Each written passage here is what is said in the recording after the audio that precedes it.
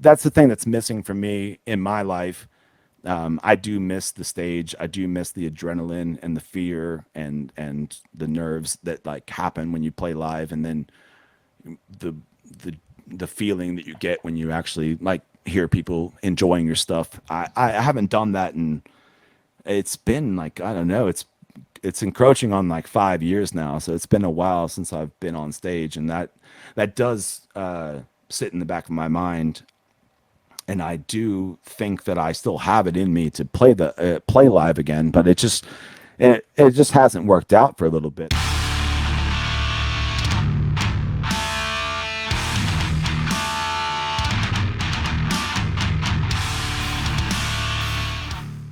Greetings, friends, and welcome to episode 196. This week, Evan Hopper of Quell returns to the podcast to talk about the new Quell record, All That Was and Will Never Be.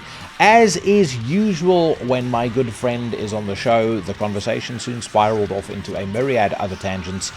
Some of them spicy, some of them less so, but you are going to enjoy every minute of it. It's coming your way very shortly, but before we get to that, Aldorfrea is a band who I have championed on this show pretty much since I heard their demo back in, I believe, the end of 2020 or maybe the beginning of 2021. They are about to put out their second record, Dark Fables of the Night, on Matriarch Records in November. And in the lead up to that, they have allowed us the honor of premiering their new single on the podcast. So for the first time ever, brace yourselves for Atacomb.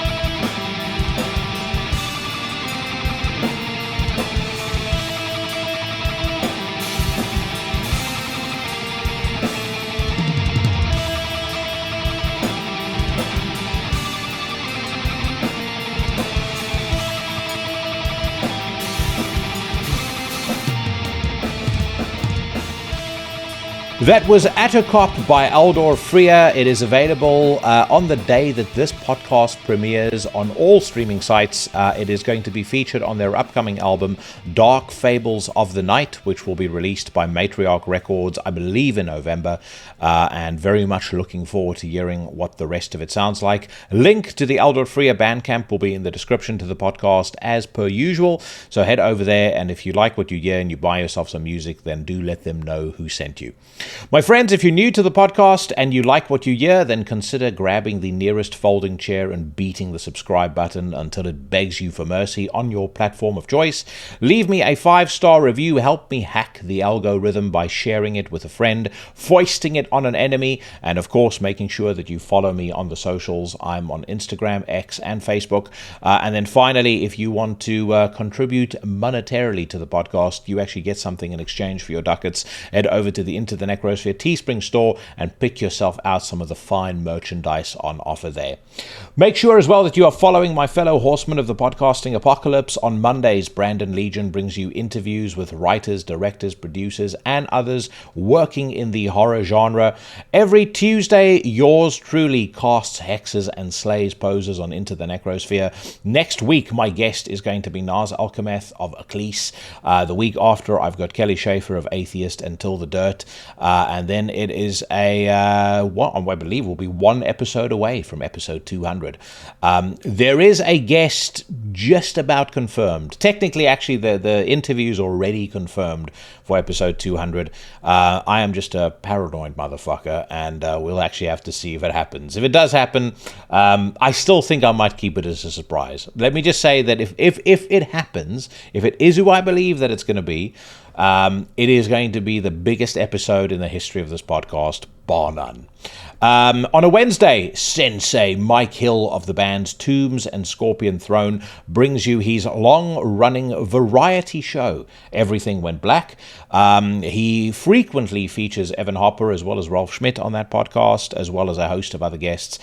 He then returns on a Thursday with Necromaniacs, one of my favorite shows of the week, with his co-hosts, Sheriff Mike Scandado and Professor Jeff Kashid, reviewing old and new horror movies. On a Sunday, the Reverend Carl Haikara brings you a journey into the weird, the arcane, and esoteric with his now twice weekly podcast, Soul Knox. And then skulking in the shadows is the newest member in our ranks, the great Cheyenne of the band Trivax. His podcast, Iblis Manifestations, tends to drop an episode when you least expect it.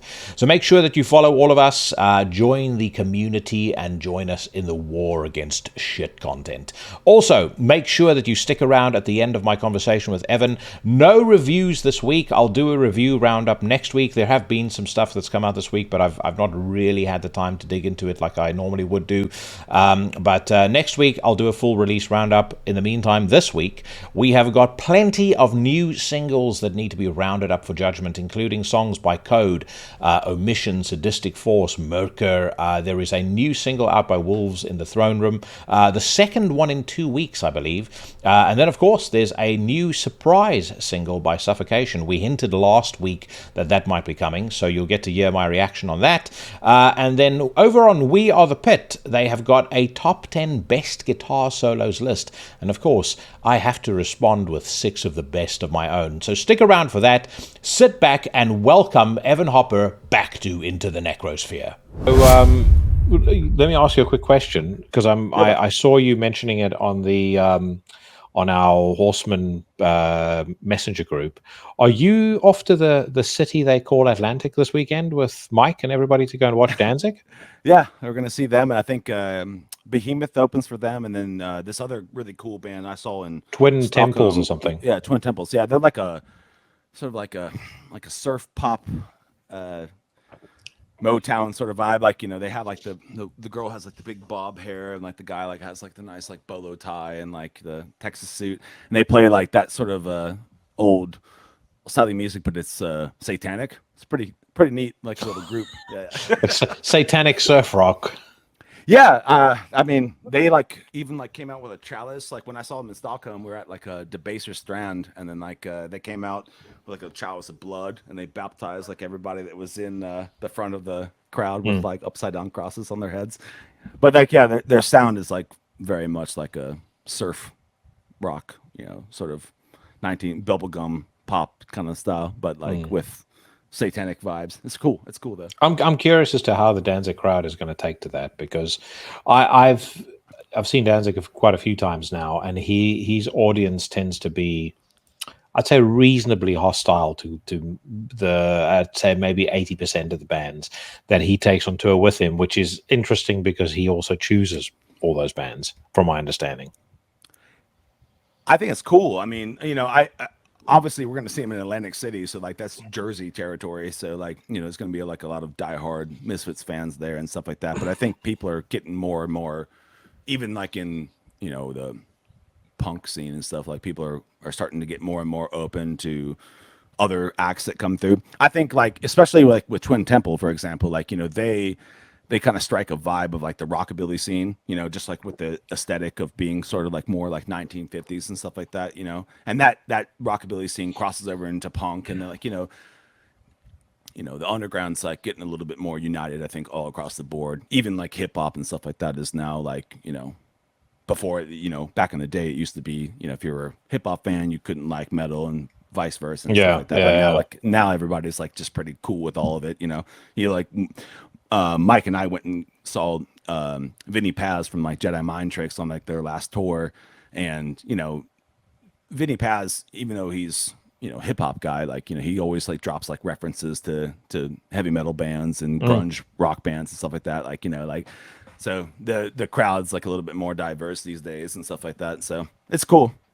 Yeah, I think it'll be a good show. I think Twin Temples, Behemoth, and Danzig, as weird as it is, should be a pretty good show. I saw Danzig back. I don't even know. I think it was like 2004. I was in Denver, Colorado, and there was this like I think it was called like the Blackest Tour on Earth or something like that It's called the tour. Blackest of the Black. Yeah, and It was his it was tour that he Winds of used to run. It Plague. was like Yeah, he well, used to run it as an the year I alternative saw it, to Ozfest. it was Winds of Plague, Moonspell, Dimmu Borgir, and Danzig, and it was like it was. I mean, save for Winds of Plague, I didn't enjoy their set so much, but Moonspell obviously was great. Dimmu Borgir was great, and then so was Danzig. Like so, I'm looking forward to this new show. Was I that think the it'll be last good. time you saw him? Yeah, like this like 20 years ago or 17 years ago or something like that. So yeah, Yeah. I didn't get to go to that Misfits reunion. I thought it was a little bit out of my price range, so I didn't buy a ticket for it. But everyone that went there that I know like had a really good time. So yeah, I'm expecting good things from Saturday. Yeah. No, so I've seen him. The first time I saw him was 2002, I think, or 2003. So that's when they were touring Illusiferi. And then I saw him again on the Circle of Snakes tour. I saw him again in like 2011, and then again shortly thereafter. I remember there was like a couple of years where I saw him almost, it felt like back to back. It might have been like a 2 year gap. And then one more time, and then the last time I saw him was like 2019, I think. It's either 2019 or 2018, and they did How the Gods Kill, like as in its entirety, and that was an incredible show. Like he was so on form for that. Like, Yeah. the dude is. I know right now he's 68 years old. I mean, the when I saw him, he was 65, 64. Okay. But the way he was moving on stage and the way that the way that he sounded, like his voice, he's not like a lot of these other old timers who, like you listen to Axl Rose, he doesn't cut it anymore. But No, Glenn no, still it's sounds kind like of he still embarrassing. sounds like Or Glenn. Vince Neil too. Like, I mean, Oh my god, it's yeah. kind of embarrassing. But I mean, I would argue Glenn actually, depending on the song he's singing, he actually almost sounds better now because he's got this husky element to his voice now. And he was starting to develop that over the course of the albums that he recorded as well. You Sure, could I even think hear when it I back on saw like 666 Satan's Child. yeah, I think when I saw them back in Denver, I think I want to say that they had some backing members from Monster Magnet or Prong, one of those two bands It was were Prong. like it was Prong. They were like Yeah. backing him up on the show, and they did do like some of like the chorus lines for him, but like it wasn't like that he couldn't do it by himself. It was just that they were just trying, to add more to like the live performance, and it worked. It was really cool, honestly. Like, Yeah, I thought they killed it back then. So I'm looking forward to seeing him again, especially after like it seems like he's got like this new vigor. After he squashed everything with Jerry Only and like got back doing the Misfits stuff. So like he looks I like thought you were going he's to say he's got this new vigor after he's recently single. Because he was I don't know dating I don't know anything about his that personal life. Rochelle Ritchie woman, and then that came to an end. Oh, I don't. Yeah, I wouldn't know anything about It that. feels to me like, with the amount of Danzig worship that goes on this in this community, it feels inevitable that he has to be on one of our podcasts. Like I know Carl has just had another episode celebrating the career of Danzig. Carl and I did an episode about it. I've spoken to Jesus, I'm trying to think now. Scott from Cloak and I spoke about it. I spoke to countless people about it. Christian from Necrofire and I spoke about it. I might have a little something special in the pipeline for Halloween. I won't divulge too much about that. But yeah, it just feels like there's so much adoration for the man that goes on here. We let's be honest, he almost owes it to us to come on one of our shows. I think he's probably a super approachable guy. I mean, at least in my experience, like 9 times out of 10, how I approach people, I just like message them online, just like, hey, what's up? And if they respond, they respond. If they don't, they don't. But if they do respond, like just I think I knew a girl out there in L.A. When I was living out in California that just approached him one night at like the Rainbow or something like this, and like he was like totally cool, took photos with them, talked with them for like over 30 minutes or something like that. He didn't have to do that, but he did. So I think a lot of times when it comes to the bigger people, especially if it's bigger like in your own mind or something like that, you're intimidated to like approach them. But if you just like be like, hey, what's up? A lot of times that'll work out. I met you this way. Like, just be like, hey, what's up? And again, I didn't really appreciate the lack of respect when you first reached out. I had as many as 200 listeners a month at the point you and I first started talking. So. I should have sent you like a golden calf or something like that before. You should have at least sent a dick pic. Right. At least sent a couple of nudes to get a foot in the door. Right. But no, how I got him set up for Chronicles of Chaos was through Regain Records, because they put out Circle of Snakes, and that's how that interview happened. I think he puts out his own stuff now. So I'd love to see Steve from Deicide on this podcast, because I mean you guys have the rapport already. Yeah, I'd love to see that. I think that would be really, really. I mean, he's like a guy that I don't revere or nothing like this, but like just I think it's like a cauldron of like all kinds of cool stories that like it's not tapped into, right? Like I mean the guy's been around. Well, dude, I reckon that guy has more stories to tell than probably he cares to divulge, because he was the guy that held Deicide together. He spoke about it pretty candidly when I had him on, when I spoke to him for Chronicles of Chaos. Apparently there was a period of time where the Hoffman brothers and Glenn could not be in the same room together. If they were going to be in the same room together, they were going to come to blows. It's telling that he ended up siding with Glenn, because what I always took away from every meeting that I had with him, and I interviewed him twice, and obviously, like I said, I hung out with him for an evening. He's a really laid back, gentlemanly kind of guy. Sure. He's quite a gentle soul, actually, and I don't think he really wants any drama or anything like that. And I got the distinct impression, because at that time he was also doing Order of Ennead, but he was really still very keen on Deicide. I don't think that if it were Glenn who were the troublemaker in that dynamic, that he would have necessarily have taken Glenn's side. I think I actually, everything I took away from that made me think that if it came to it, he would just sooner have disbanded the band and done something else. Well, also, this doesn't always happen, but there are drummers out there that are just like guys you need to listen to when it comes to like band dynamic. There are dudes out there. I work with one of them, Mike, who helps me with a lot of the Quell stuff. these guys are like drum minded, but they're also like they're also good on guitar, and they can like they understand structure. And guitar players, myself included, at times can get like sort of lost in our riffs and like what we think a song should sound like. And guys like Steve and Mike and other people out there, they hear all the chaos, and they with their math brains, like they can cut it up and like make it into like a really cohesive song, right? And so like Steve's always done that, like especially if you just look at Deicide, with the Hoffmans and stuff like that. Whenever they're kind of like let loose, they're just sloppy and solo all the way out there. But Steve always like keeps everything kind of like and same with like Myrkur from Cannibal too, like that having that like just that steamrolling bulldozer behind all the Cannibal Corpse songs is what keeps Cannibal really sounding like Cannibal. Just those guys, sometimes they need to have more of a voice than they do. But like you said, like Steve's kind of a chill dude, so he would never be braggadocious or anything like that. But like I also think you're analyzing it from a position of being a reasonable person. I don't know if if you follow Eric Hoffman on Facebook.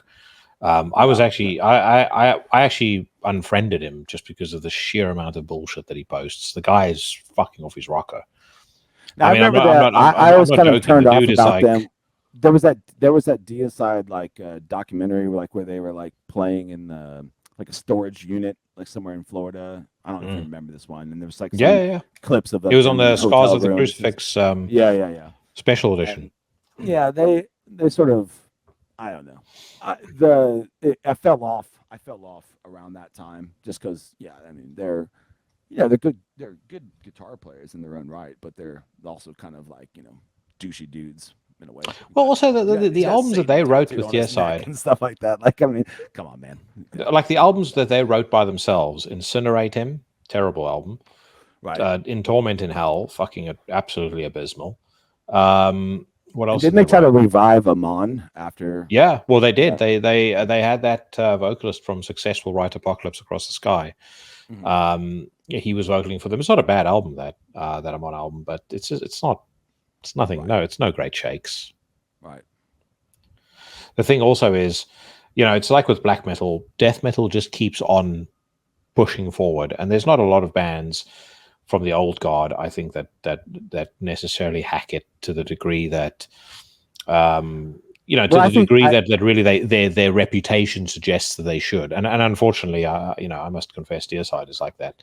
I'm a big fan of with the new Quell album too. Like, I like the nods to the old stuff. I think it should, music, art in general should definitely continue to push forward and break new grounds and like incorporate new styles and new sounds. Continue to keep it like brutal, of course, but but the nods to the old stuff instead of like just like copycat like a band in 2023 trying to sound like Buzzsaw, Dismember, or like Entomb. I mean, we don't really need that, But yet hundreds of bands that do that exist. But like a band that like is pushing the sounds, but then like maybe on their breakdown like they do something like a la Suffocation or like a la Skinless, and then they move into like the bridges or the next verse is like a different riff that's like more progressive and stuff. Like that's neat to me, as a musician, and how I try to create too is like just we come from all this old guard stuff, but to continue it is, I don't know, we already have Cannibal Corpse, and Cannibal Corpse is sounding even more amazing now with Eric Rutan. So it's like, I mean, we don't need another body to like try and emulate that. Just do something new. Well, that new Cannibal Corpse album is sounding very promising, but man, is it coming out during heavy traffic? Because I think it comes out in 2 weeks' time from the point that we're recording this. But the new Dying Fetus will have been released in that time as well. Someone leaked it on YouTube a couple of days ago, and I've listened to the whole album end to end.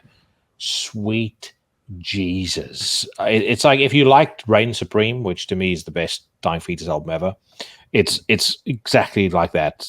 It's got that Reign Supreme vibe. It's a little tighter, shorter, more focused than Wrong One to Fuck With, but like Wrong One to Fuck With, by the way, I just want to say is the best title for a CD It from a band like it was until Make Them Beg for Death was the new title.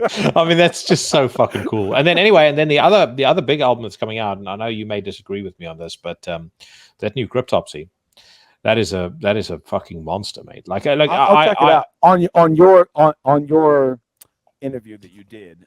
That I'll check it out. I'll check it out. I did. Did my interview manage to sway you to Matt McGeachie at all? A little bit, yeah, a little bit. Yeah, I mean, I definitely did sort of. I wouldn't say that I ever wrote them off. I just became uninterested in them because I was listening to other stuff at the time, and the stuff that was coming out post, what once was not, with Lord Worm. Yeah. I just, it just didn't captivate me, but at the same time, I can't say that I gave it like a full, load of attention. I mean, even like, sort of Gorguts. I was a huge Gorguts fan for a long time, but then after like the Colored Sands, I just was into other stuff. I wasn't really paying attention to that Canadian like death metal scene for a little while. It's kind of like more focused into the black metal stuff and Poland and things like that. Like, that was around the time that I was starting to get into like bands like Odraza and Migla and stuff like this, and starting to like develop a different. Well, if you're into Magua, that is proof that you are of the far right. So this. Oh yeah, no, for sure. Yeah. No, I mean, I'm also a big fan of Panzerfaust, and well, there we go. I support the truckers. You're basically a Proud Boy now. I'll be honest with you. I actually truckers in America are like the most irritating things of all time. Like every time I go to visit Mike, he lives up like near New York, and I'll have to drive up this like freeway, and there's like strict rules as far as like these tractor trailers. They'll just piggyback behind each other or block like all traffic. You're stuck behind them forever. Hate them. But I stand with Panzerfaust, so I don't know. What am I? I stand with Panzerfaust also, but I think but I definitely agree with you with the truckers, and I do. So every second weekend I do a 200-mile round trip on a Friday night to go pick my daughter up, and then I do a 200-mile round trip on a Sunday afternoon to go drop her off. And it's funny, like if you do that much driving, you start to stereotype different car brands, and you're like, or countries. I don't know if it's like in UK, but like in the United States, like there's different states, right? So like, you can start identifying like, oh, like Maryland drivers, or like they always do this thing, or like whatever it might be, right? Like, no, we have here in the UK, I would say the worst drivers by far, and no offense to anyone listening to this who may have such a car, but a Volvo station wagon driven by a man in his mid-40s, that's a cunt on four wheels. You don't even have problems. You just don't even have problems with them. That is basically a cunt on four wheels. No two ways about it. They all have to drive like complete and utter idiots. They're the kind of people who will like scream up to your back, and then you make space for them. Then they literally either go slower or they go in front of you and then slow down. It's like, Jesus Christ. When they pass you, when you get out of the way and then they pass you slowly, that irritates the hell out of me. And then when they get in front of you and slow down, that also irritates me too. It's like you could just have pulled in behind me and then just gone slow. Yeah, and then now I have to do this whole thing. Yeah, that's rough. Well, one of the nice things is I also do have a car that's faster than most. So what I love more than anything is if a guy tries to undertake me, then I wait for them to get next to me and then I pull away. So, right. And then the funniest thing is when they try and keep up, and it's like you get to a point where the white in your knuckles is maybe flaring up a little too much for me, mate. So there was one dude who he tried to do it a couple of times, and so eventually I let him pass. And as he's passing, I'm flipping him off, and this dude literally is like screaming and yelling in the car, and I'm looking at him, and I turned to Paige. I was like, imagine being that delusional that you can sit in your car and scream and yell. No one can hear what the fucking guy is saying. Right. And he can see I don't give a shit, and I'm looking at him and I'm laughing my head off. Why does he carry on? So, I don't know. But that, unfortunately, is the mentality of many British drivers. So. Of some people, yeah. I'll tell you a funny story that I've never told this story like publicly in this kind of a setting. So like my first time coming to Europe, I flew into Italy, Bologna, Italy, and a buddy of mine who's in a band called Dark End, good band, good symphonic black metal band out of Italy. He picked me up from the airport, and then we proceeded to like drive through the city, and we were looking for the a place that I was supposed to stay at. So he kind of knew this girl, but he wasn't like never been to her house. She ran like a Airbnb out of her grandmother's like property, and so we're driving through Bologna, and Bologna is like this beautiful city in Italy, but it's like kind of like encased inside of like castle walls. So like all the streets, the main streets are all in like a big circle. It's all one Mm. way around like the majority of the city. So we drove through the city and past like this like side street that we were supposed to go down, but Paolo was like, "Oh, don't worry about it. I'll just drive you through the city. We'll see it again." And so we drove through the city. He's pointing out like all these like big towers and like what this thing is there and what this big monument is there and stuff. And we come back around again and we pass the same side street. So at this point, Paolo just like stops the car in like this. It's like 8 lanes of traffic that go in a big circle around the whole city. He just stops the car and just puts it in reverse and just starts driving backwards. And Jesus. there's scooters and vans, and they're all like going like "favanculo," which is like I guess like "fuck you" or Yeah, "motherfucker" or something yeah, like that. And they're just like cussing this guy out, and he's cussing them out too. Like he's not even in the wrong, right? And then we just drive down this little side street, and we get there, and but it was like my first time like experiencing like Italian traffic, and that's just kind of how it is.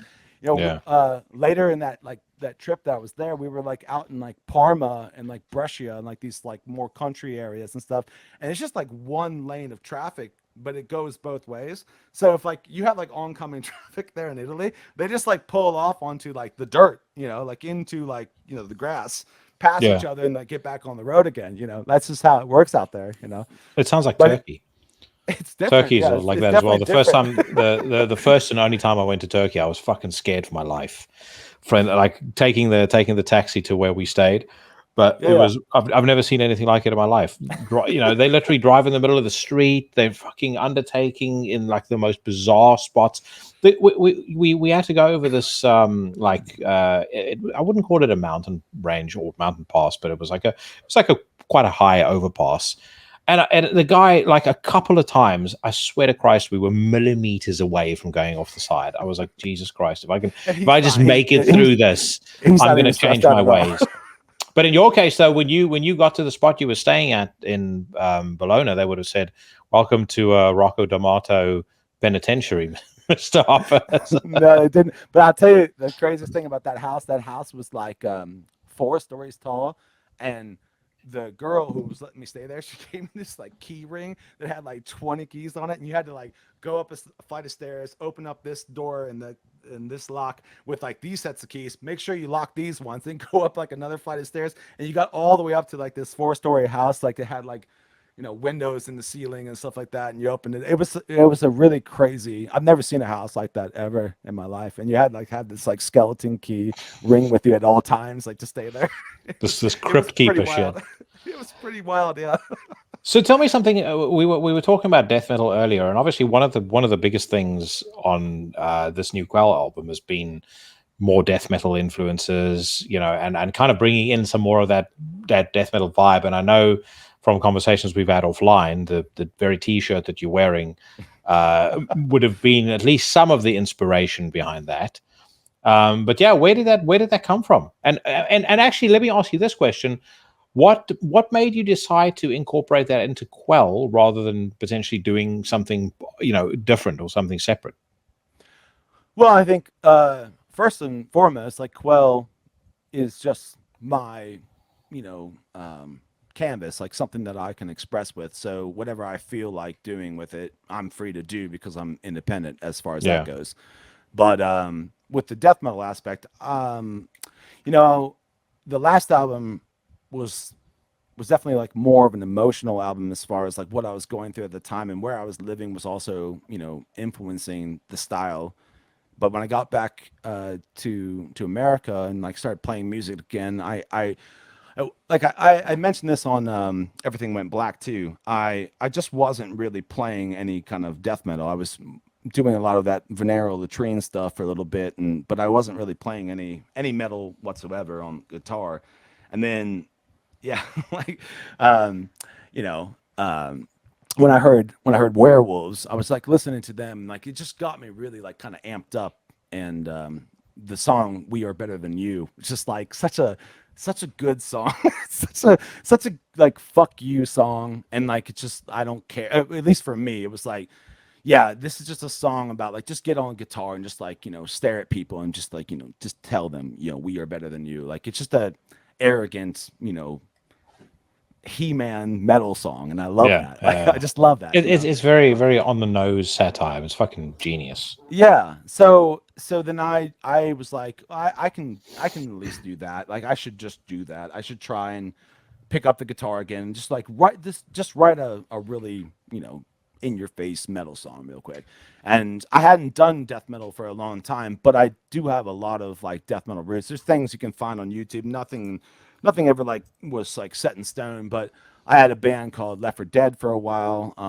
That was mostly me and my buddy Tom that were writing the riffs on guitar, and then we had this really like epic, strong guy called Chris Welling out in California who was like just like playing super fast like death metal beats and stuff like that behind that. And then before that, I was in this band called Depths of Chaos on bass, and we did some stuff out there in California as well. And even before that, or in between those two bands, I was in this technical death metal band called Hands of the Destroyer. I was on bass for that too, and that was like more techie, Black Dahlia Murder, Faceless style music and stuff. So I played a lot of like that throughout my development. But when I got to Quell, like in my life, I was like gravitating more towards the black metal stuff at that point, and that's kind of like more the expression that I wanted to have. But like around there, this album, I started working with Mike Sigler again, who helped me on the very first Quell album, and then also on Turning the Sun to Stone. And he did a little bit of work on The Cult Is Dead as well.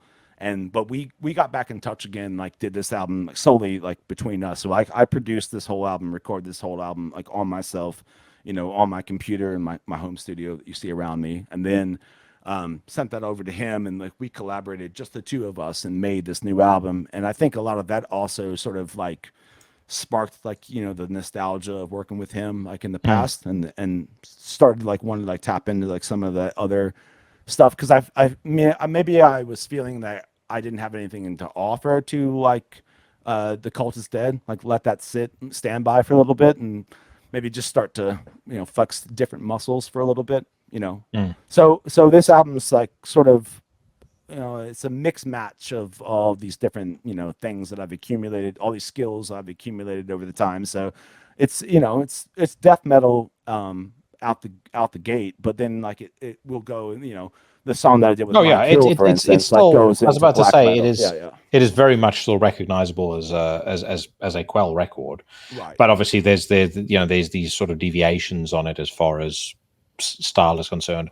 I do think him to the Black and More. If I had to pick a Quell song that's probably like the most fully realized vision of what I think it is that you have always set out to do, I would say him to the Black and More is probably the song. Thank And you. great pick to get Mike on there as well, because I Yeah, think Mike he was adds a lot to it. he was always like when I was just in like the rudimentary stages of like just putting the riffs out onto Reaper and stuff like that. Like I could already hear the melody of what I wanted to sing, and I already knew that he was going to be like and it was perfect when he did it too, because like a lot of times you have these grandiose ideas of like what something's going to sound like, and then the reality of it kicks in. You're like you have to like you know tell a person that you like look up to, like, hey, can you try to sing it like a different way or something like that. And that's like a really awkward conversation to have with I somebody. thought you would be intentionally awkward, like, come on, Mike, you can do better than that. No, Like, I usually take just try. 50. What I normally do is I've done it with you as well. Like I'll sing the part, but like just sing it like so you Yeah. understand like how the words like lay in my mind, how the words should lay, and then give it to the guy, and then let the person like do it like how they want to do it. And but when Mike did it, it came back perfect. Like, it was, we just added some effects to it to like make it like kind of echo and like have like some more reverb to it. But other than that, like But he has such an eclectic taste in music. I think my experience of musicians is if they have a very broad taste in music themselves, or they have a very broad musical palette, it gives them a great feel for music. And so not only does that reflect positively in their own recorded output, but I would just imagine, and I speak as a total layman here, but I would just imagine that he would have quite a good you would have quite a good sense of what works right from the off. You wouldn't really need to give someone like him a huge amount of direction, much like the guys from Werewolves.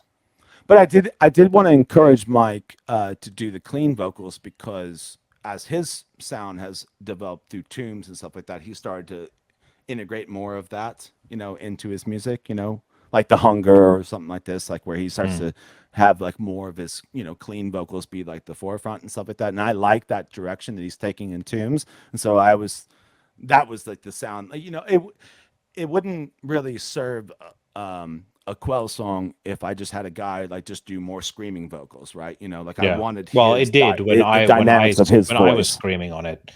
It just took that album from being, let's be honest, not really cutting the mustard to a masterpiece. That's not that, and you're not wrong there, because where our ranges are completely different. So you can identify when you come into a track that like it's a different vocalist, right? Yeah. Yeah. So that does serve the song well. But when it comes to like not to say that me and Mike sound alike, but like we're in like the same kind of range with our black metal vocals. So for the listener, there wouldn't be much of a change if they just heard like me screaming and then he starts screaming. There was a thought process behind that, to have him do the clean, and then after he's done with his first clean chorus, have me come in with my clean to introduce, the clean vocals of Quell. So there was a lot of thought behind all of that. You know what? Might be a good match for you, as you kind of mentioned this. About the different voices, and another of our horsemen, Ralph from Ultha. Yeah, I know the man's like so busy though. I would be like remiss to well, just let him know that if he's not going to do it, he's kicked out of the gang. I'm really big into Ultha, and also like just him as a person too. Like he's such a pretty nice dude, and so I mean, if I could work with him, I would like to do that. I've been talking to Marco again. I think we'll do something together again as well. And yeah, I like to also have that, like, as a fan of music, I've always enjoyed the albums that have like guest vocalists on them and stuff like that. Same, so yeah. I think like when I was younger, like in my teens, Cephalic Carnage came out with that Anomalies album, and like which is a masterpiece. Yeah, and they had like all these like awesome guests, like on every single song there was a cameo. You know? Like you had Corporate Death. I think his real name's Wayne from Macabre, like on like the second song, I think. And then there's like, I don't know, like the whole thing was just like really cool. And when you hear those little guest vocals in there, it's like, it's neat, and I always like, so for my project, I like to incorporate like a lot of those little things into it, just to make it fun for if someone does end up liking Quell and becomes a fan of the music, like they can listen to it over and over again and pick up like new things, especially with the lyrics. Like this time, like I dropped a few things that like only like crazy people will know, but there's a couple lines in the lyrics of this new album that are one's taken from Charles Manson and one's taken from Apocalypse Now, and I've laid those into there, and if you listen to the songs you'll hear them, but like I just like it's fun, it's fun to do something like that for people who they paid money, they take their time out to listen to like the things how is the album I mean, I'm not asking you to divulge sales details, because I know you wouldn't be able to compute something that the numbers that significant, but it definitely felt like on a serious note, it definitely felt like there was a lot more energy, a lot more excitement behind this album than there was for any of the previous Quell albums. And maybe again it's because we're kind of move around in the same orbit, but everything that I saw a ton of people posting about it. People that I didn't necessarily, or weren't folks that I would speak to on a regular basis, like the Duke or like Matt Prizzo or somebody like Sure. that. But Yeah. just generally, people seem to be really excited about it. So, how did it do from a sales perspective relative to the last two records? The especially considering like what's been going on around Quell like this year, it did very well. I mean, I always, and I've said this on every podcast, I put my money into this, and the only thing that I want is like make my money back, and then everything after that is just like, it's, just helps me, put the money into something else later on down the road. But I made my investment back within the first week, so that was really Wow. nice. Yeah. Yeah, yeah. And then I prolonged it to like go out onto Spotify and stuff like that because I was really trying to give people who have been there the this entire time an opportunity to like have it and listen to it before it went like out on streaming, where once it's out on streaming, like I really don't have any control over it anymore. I still control like my Bandcamp account, but it goes out on streaming and it's everywhere. And I wanted people to have a chance for that, and people were really like responsive to that. So I got the media out there to everybody that has been there, and then now it's still selling. It's selling more now digitally than it is physically, but yeah, people definitely did jump on the t-shirts and the physical media and stuff like that, like right off the bat, and that was really really supportive and really super nice because Mm. you know I like I this, I've been doing this all on my own, so sometimes it's difficult for me to like self promote because I'll have other things going on in my life, and sometimes I just get lazy. I just be tired and I can't get on the computer and do all this like stuff. So like I'll have gaps in my activity, and people have been holding on and supporting me like through all of this, and I'm like super humbled by that because I definitely I know there's better musicians out there, but I pour my heart into this stuff, and I try to like make the music interesting, and I get positive feedback that like people really do enjoy this stuff. So it means a lot to me that people all over, from Australia to Poland to Seattle and Oregon and everywhere, that people are there and enjoying the music, and I Mm. and I will continue to do this just because of that. Otherwise, I Yeah. just like you, like before we got started on here, I'll just sit in my room for like 2 hours playing nonsense riffs, and like they won't ever, no one will ever hear it other than somebody who is like sitting in my room like listening to me play. But when I know there's like a push behind me, like I'll just keep on writing these songs and trying to make good stuff. I hope it's good stuff. Yeah, I assume what you were referring to earlier about the things going on in and around Quell is just how crazy busy or stacked this year's lineup has been as far as releases are concerned. Or were Yeah, I you mean, referring to stuff like Ruium, more first off, directly and to you? well, yeah, but like Ruium, like I mean, that album comes out and like that it's just yeah, there's so much stuff. I mean, Shooter Yeah. just came out with something.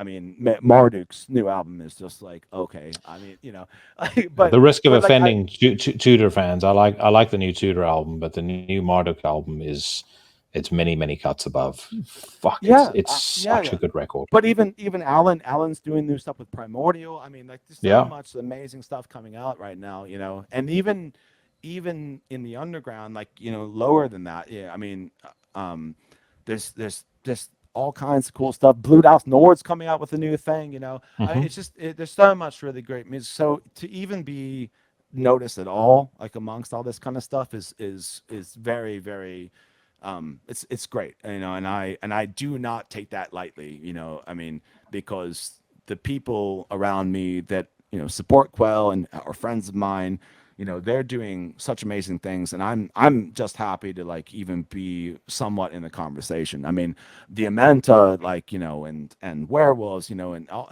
Matt and Tim and all those guys, like, they're just like so sweet, supportive people, and Quell is like just doing what I do, and to be, to be on that radar at all, or your radar, and all of you listening, it's so wonderful for me. Like, I'm just trying to do, some music that you guys will enjoy, and I'm glad that you do. I really am. I really am. So yeah, we've touched on this before, and I know I'm pretty sure you've mentioned this on Mike's podcast, but for the sake of completion, and perhaps there's been some progress since, but getting a band together, playing live. I said this to you when you sent me the tracks to this record before you released it. I was like, this, you really do need to take this live. It feels like music that should be played live, and it feels like such a shame that it's not yet been taken to the stage.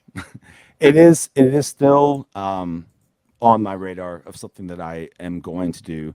I've spoken to you in private. I need to go back to Sweden. I'm going to be there probably at the end of this month, and just to handle a few things, and then I'll be back to the States, and then that's kind of like the next direction.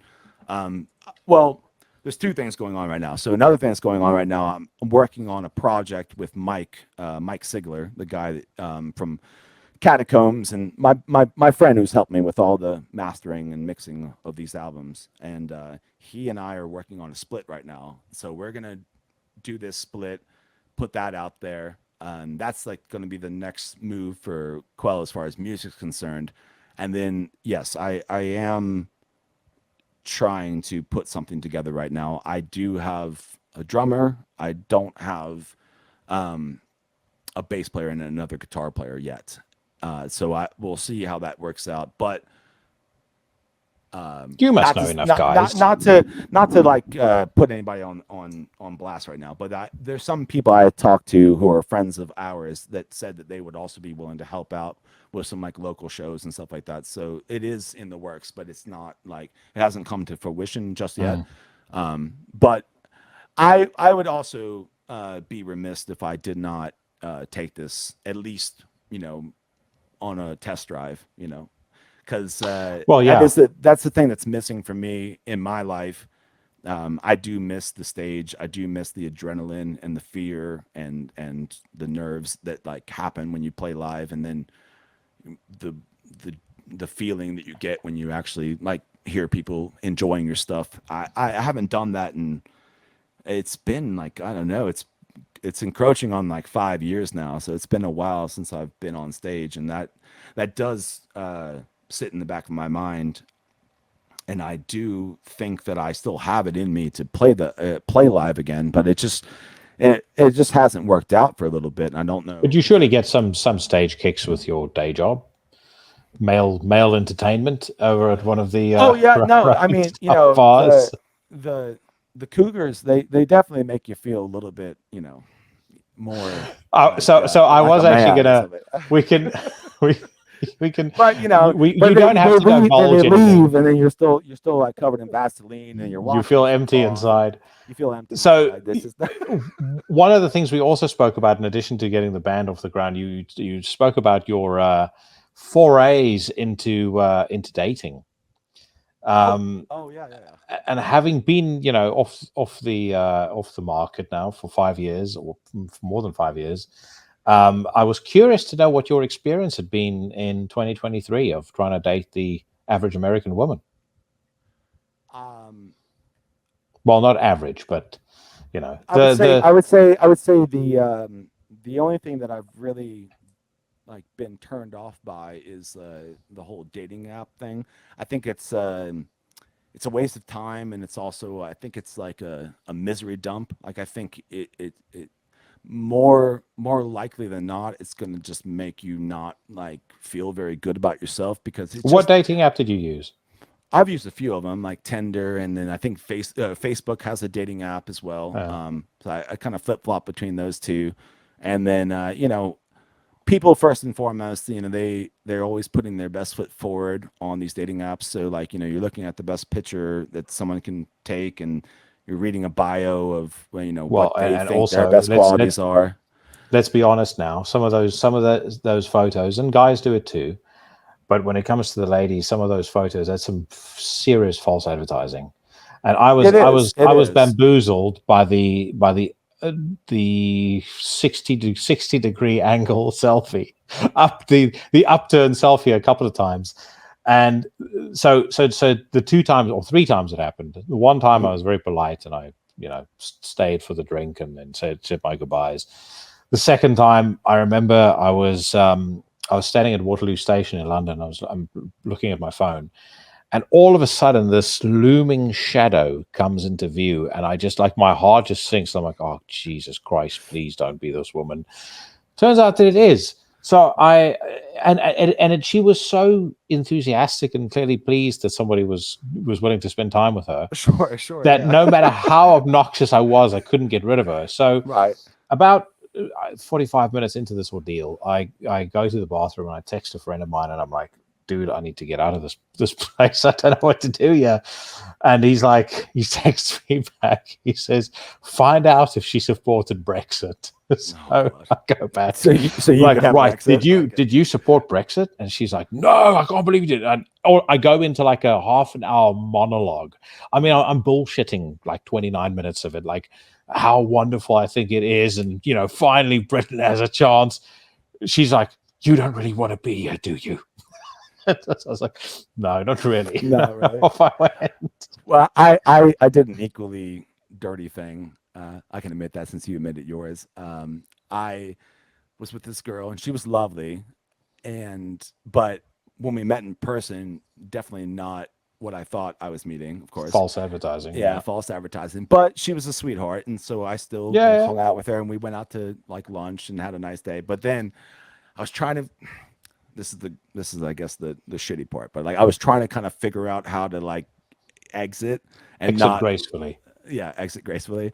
And one of the things that I knew, and now I guess this is kind of shitty because I don't know necessarily that I want kids, but it's not off the table. But I knew that she didn't, right? And so I brought up like how are you? Like, we were having conversations like, well, do you like kids? And like, she said, no, I like kids, but I just don't want to have it. It's like, oh, well, I guess I do. So maybe this like isn't going to work, but like, I did that. I thought you said to her, hey, listen, it's time. No, I just said like, you finished your dinner and you said, well, time for me to throw a baby in you. No, it was like, it wasn't dishonest because like, I don't know if I want to have children or not, but I did throw that up there because I knew that would be like a graceful split where like, I don't have to bring up anything else. Like, well, because like, this is where we have to divide, so we can go different ways because something like that, No, so I so gracefully. I used to be on Tinder and I used to be on Bumble. I got off Tinder because I didn't like it. Bumble, I thought was better. I met a better quality of person there, but you do meet some strange people. There was one girl I didn't meet her in person. I was messaging her back and forth, and she asks me out of the blue, "What music do you listen to?" And normally when people ask me that question, if it's a civilian, I actually kind of tiptoe around it. I'm not one of those people like, I'm a metalhead. So what? What are you gonna do about it? I'm just like, I just said to her, there's a good chance whatever I listen to, you're not gonna like. So she's like, oh no, tell me what it is. So I'm like, well, right now I'm busy listening to a band called Cannibal Corpse. And I get this fucking barrage of messages back like, whatever happened to happy music? Blah, blah, blah, blah. How can you listen to this stuff? Unmatched. So yeah, no, I met a couple of strange people. But bizarrely enough, Paige I actually met through she used to work at the same place that I did. We didn't work together whatsoever. We just used to see each other from afar. And then about probably 3 years after I'd finished working there, I noticed that she was liking my Instagram photos a little bit more than normal. Yeah. So I messaged her and I was like, how's it going? We haven't seen each other for a while. How are you? Blah, blah. Asked her to dinner. And straight after that, I deleted all of my apps, canceled all the other bitches, and that was it. Yeah, well, so I've never looked back. that was the happy ending to my story was that how I met the person that I'm currently involved with. She and I met through a friend that I've known for a really long time, and this girl, she just like randomly like said like, "Hey, I think you guys would hit it off. You should meet and stuff like that." And I think that that's the better way when it comes to meeting people. You know, these Yeah, it's difficult. I mean, not to say that it can't work, but um, you know, when you're with when someone knows who you are, they kind of can, you know, help push you in the right direction and stuff like that. These dating apps, they just sort of like they spike your dopamine, and like, you know, you'll get like, you know, instant, you know, response to like, you know, looking at the hot photo and looking at these like stupid bios that people write about themselves, and then, you know, you sit there and you wait, hope they respond, and then if they do respond, you're like get another dopamine response, but then they might just like ghost you. They never respond back to you, or something like that. And then so it's like all these highs and lows, and it's just like not organic. And I like the more like organic way of meeting people. I mean, to me, having a visceral, you know, face to face. Well, we're not doing face to face, but we're looking at each other. This is the way that conversation needs to be, or like talking on the yeah, phone. yeah. You know, the call me old school or whatever, but like, you know, the having a real conversation with somebody where you can't run away and you have to like own your words, and, you know, and you have to look somebody in the eye and talk to them. That's just the better way in general for everything, whatever it is, whatever it's like. You have to go talk to customer service, or you're trying to like make a new friend, or you're trying to like date a girl. Like, you know, looking someone in the eyes is like the better way to do things. Yeah, no, I would agree with you. There's also you make a good point about the dopamine hit and dating apps, and I mean I think that's why dating apps, generally speaking, are broadly unsuccessful, or at the very least they've just become like hookup hotspots, which is, you know, it's fine if that's if that's what you want to do, but Right. it's a I mean I can't remember the statistic that I read, but it was something to the tune of the like 80% of the women on dating apps are all going after the top 10% of men, because they have this false sense of supply. Like they see, like, you know, there's all these guys on there, so they think the supply is higher than it necessarily pertains to them, if you understand what I mean. Sure. And so, you know, what it also creates is a situation where like the most attractive women don't find anybody, because even if they do find someone, like if she's got 100 guys messaging her, and that's, I mean, it's fucking insane. I remember Yeah, talking to a it couple of definitely is girls, that and way. like Yeah. and like, you know, I'd ask these girls like, hey, listen, show me your you know, show me your Bumble. I'm just curious to see how many guys you got messaging you. This one girl had been on for 24 hours, and Right. she was reasonably attractive. She wasn't like, you know, And she was like, inundated with inboxes. she had 110 matches inside of 24 hours, and it's like Sure. one message after the other. So the Right. thing is, as soon as something goes wrong in, like, as soon as you have a conversation that she doesn't like, or you go on a date that's just mildly uninteresting to her, why bother sticking with that guy? I can just go and get myself another one of the 110 dudes around. I'll tell you one that's like really funny though. That's like not that, but it's another thing that you'll stumble across on these dating apps. And girls, if you're listening, like cut it out. It's silly. They'll be like, you'll go to like a girl's profile, and it'll be like picture of her face, but then like you swipe, and the next one is like a picture of her like twerking and her ass is out, you know, or she'll like be on her knees like in front of her mirror, like with like, you know, in a bra and like panties and stuff like that. And then Kind of in her dating bio, sites are you going on to? and then in her bio, it'll say like not down for a one night stand. Like don't message me if I'm about to you're say, don't looking to message me settle down. if you're gonna sexualize me. Don't message me. And but like every single photo of her is like her ass is out, her tits Yeah. are out, but it's like, don't you dare sex. Like, come on, man. You Like, know, you know what I cut find that the shit out too. funniest, or I used to find the funniest, I should say, is on the you would get all these women that are like, I mean, I'm talking heinously unattractive. I mean, there's gravel outside that I can arrange in more attractive patterns than these women, and then they would have the most aggressive dating profile bios that you could ever hope to read. It would be something like, blah you're blah not if you're blah. not fit, or you're 3 not tall, children, like 2 different fathers, looking for a good man. Where have all the good men gone? It's like no. See, that's my point. It's like there's no accountability on these bios because the No. bios are written by the person. It's not like this isn't like a foreword in an autobiography. This is like the person who's the author is also writing their biography, right? So you get like they only want to put out like the best and I mean, I'm not saying that men are not incapable. We all do this. Everyone does this. But that's what's shitty about these dating apps is because, you're not getting like the real experience. You just need to meet people organically. Go to a show, stay away from the bars. Bars are never a good idea. Go to a show, go to like a public function, do something like that. Or if you see the same person at the grocery store, walk up to her and say something hi. You get me too for that now, mate. So I'd strongly recommend that you don't do that. I live in a different area. We can still approach women here. Over here in the UK. So. Well, do you know a guy named Joey Swoll?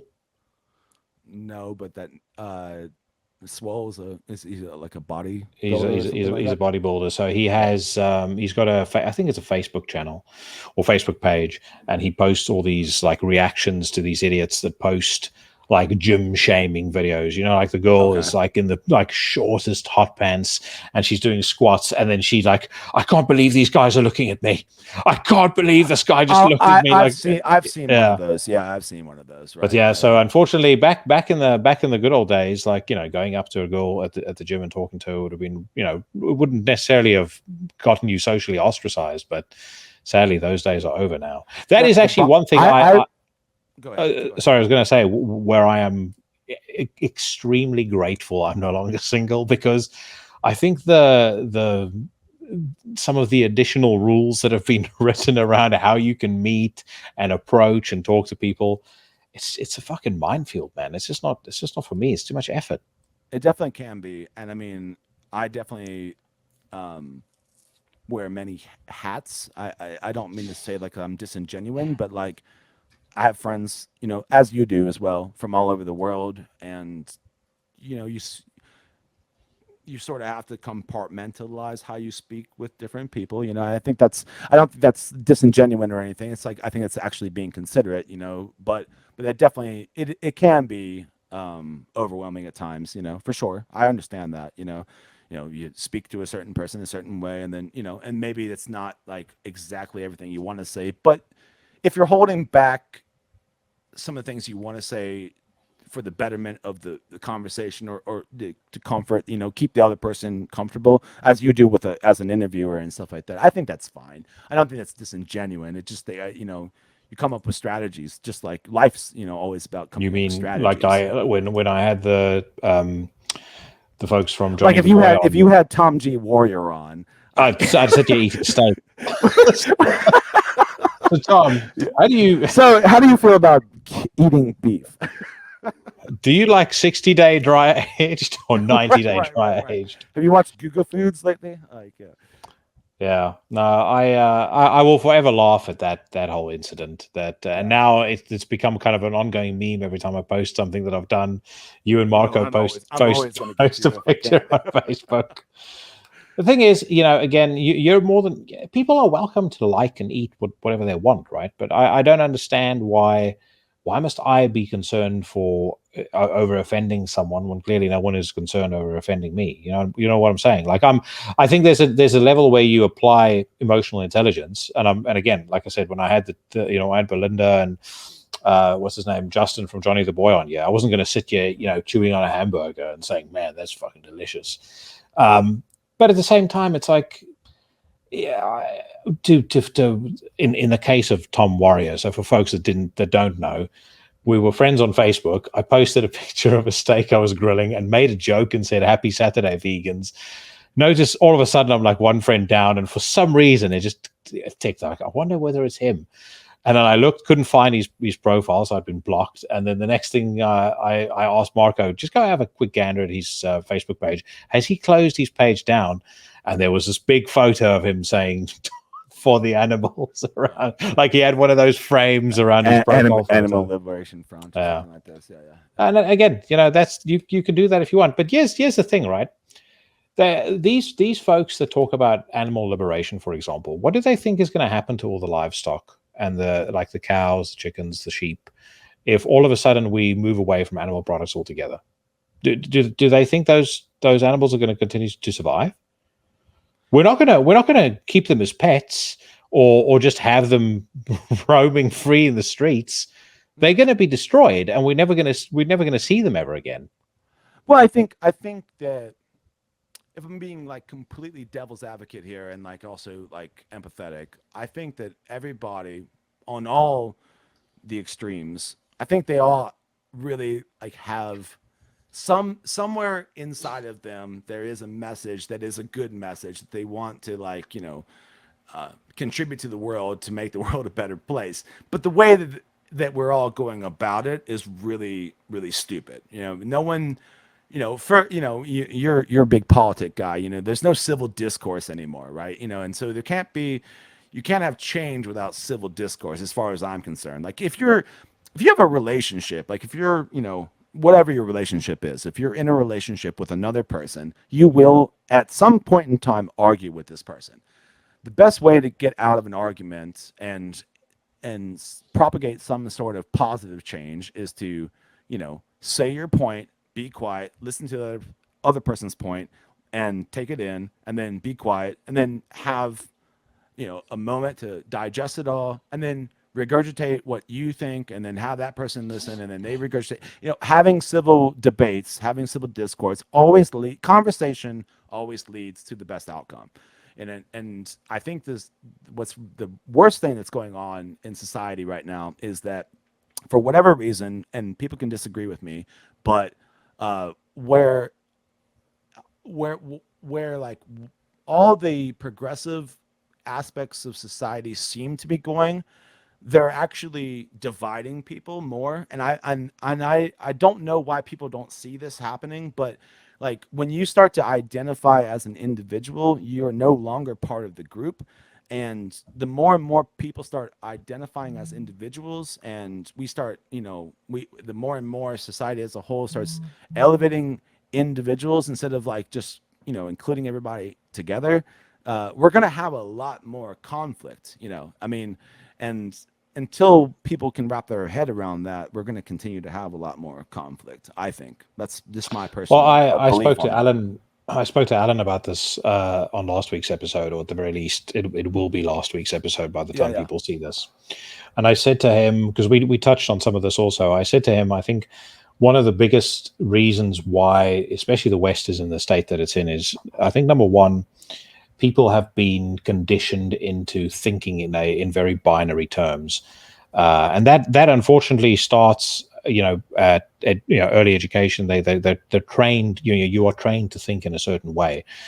Their family was trained that way. It's passed on to the new generation. It's sure. reiterated and perpetuated in school, and so they're trained to think in a very binary fashion. Something is either you're either friend or foe. It's either wrong or very wrong or very right. It's either extreme evil or unbelievably virtuous. And the problem when you start thinking that way is that it's very, very difficult to find any kind of common ground. Because from your perspective, if you say, say we were to have a conversation about veganism, Sure. and all I'm doing is the equivalent of putting my finger in my fingers in my ears and screaming, "You're wrong, you're wrong, you're wrong, you're wrong," while you tell me how virtuous it is to move away from animal products. I'm never going to understand A, why you believe that way, B, what you believe the outcome of your thinking is going to be, and therefore we're never going to be able to find any sort of common ground. And that's at the root of the political dysfunction, certainly. But like if just take that example of for a minute, like you talking to a vegan as a meat eater, like the real answer to that dilemma is that what either of you do literally has no measurable contribution to like life in general. Like what you do and what that person does doesn't affect anything at all. So like you have agency in this life, and your Yeah, well, agency, like, it pulls you in one direction or another. and that's But a like, it's like, but it doesn't, if someone decides that they're just going to eat soybeans for the rest of your life, and you decide that you're going to eat camels for the rest of your life, I mean, I hate to break it to people, but your decisions, your small decisions, they don't amount to anything, because there's industries behind you. There's all kinds of things going on in the background that are going to continue working in the same direction that they've always worked in. And the only thing that you're doing is alienating your neighbor and not having like a friendship where, like, you could just like have a friendship with this vegan and be like, whenever you're over, guess what? If I cook meat, I'll cook it on the side. I'll make you like your soybean or whatever you want, and we can just hang out and listen to like heavy metal music. But that's not what people want. Like, people want to just be like, I'm right, you're wrong, blah blah blah blah blah. well. This is But this is like, this when is you the die, like, what does it matter? Like, this is the next factor in that dynamic, and it's a nice segue into that. I mean, the second thing is that, again, people have been they've been conditioned into, and part of it is because of the fact that households tend to be smaller, so there's less kids in every household. If there's less kids, like, more siblings does create some degree of, I wouldn't say that it's not, discipline is not the right word, but it actually does help create some more social mores and social graces. sure, you learn how to you It learn how to does. share. You learn how to do a lot of things Yeah, between exactly. siblings. If you're an only child, unfortunately, the outcome there tends to be certain traits that borders on, or is very definite narcissism. And so again, we've got a society where everything is about me and my feelings and how I And entitlement too. Like, there's yeah, a big exactly. It's my entitlement. it's what's good for me, how I feel at the time. And this is the thing, it's right. It's if everything single thing is about your feelings and how it makes you feel at the time. I mean, if you look at how some of the politicians speak, AOC literally outright said it. She said, like, I think the exact quote was something like, "There's a difference between the truth and what's right." It was like something completely whack. But that's, Right. if you paid careful attention to what she said, that told you the whole story. It's like, if it doesn't make me feel good at the time, then it's evil.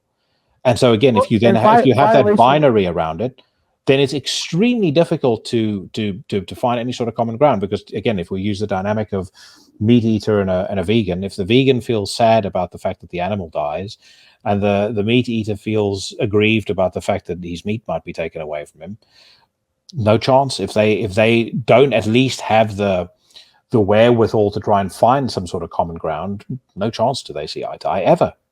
Well, also, like, violation of like personal space seems to be like, just out the window at this point. I mean, like, if you agree, let's like take. I lived in the time when gay marriage was like up in the air whether or not it was The going to be When it was legalized or not. verboten. Yeah, and it was voted in, right? And my personal opinion is, I don't give a fuck. If they want to get married, they can do it. I don't have any say on any of this kind of stuff. Gay people can do whatever they want. Straight people can do whatever they want, as long as it doesn't hinder or harm, somebody. Who gives a fuck? But nowadays, it's like, it used to be like, the goal was to just be considered just a part of, like, the goal was to be just considered equal, right? Like, just let's just all be, who cares about the differences? Let's just all have the same thing. But now it's like, no, no, no, no. It's not just enough that we have the same thing. I also want to be acknowledged for my differences, Mm. and that's the problem, because again, that's actually what we've already gotten rid of in the West, Yeah, segregation. yeah, I But would now we're agree. bringing segregation back, and We're not only are we bringing segregation amplifying, back, but we're rather than celebrating the fact that we should be a community. So rather than being united by the fact that we are diverse individuals within a singular community, now we're trying to argue that the fact that we're all completely different from each other and actually have nothing in common is actually great. That's where that whole phrase "diversity is our strength" comes from. and it's dumb. It's It's dumb. presented as something well-meaning, but as you say, it's actually completely non-workable.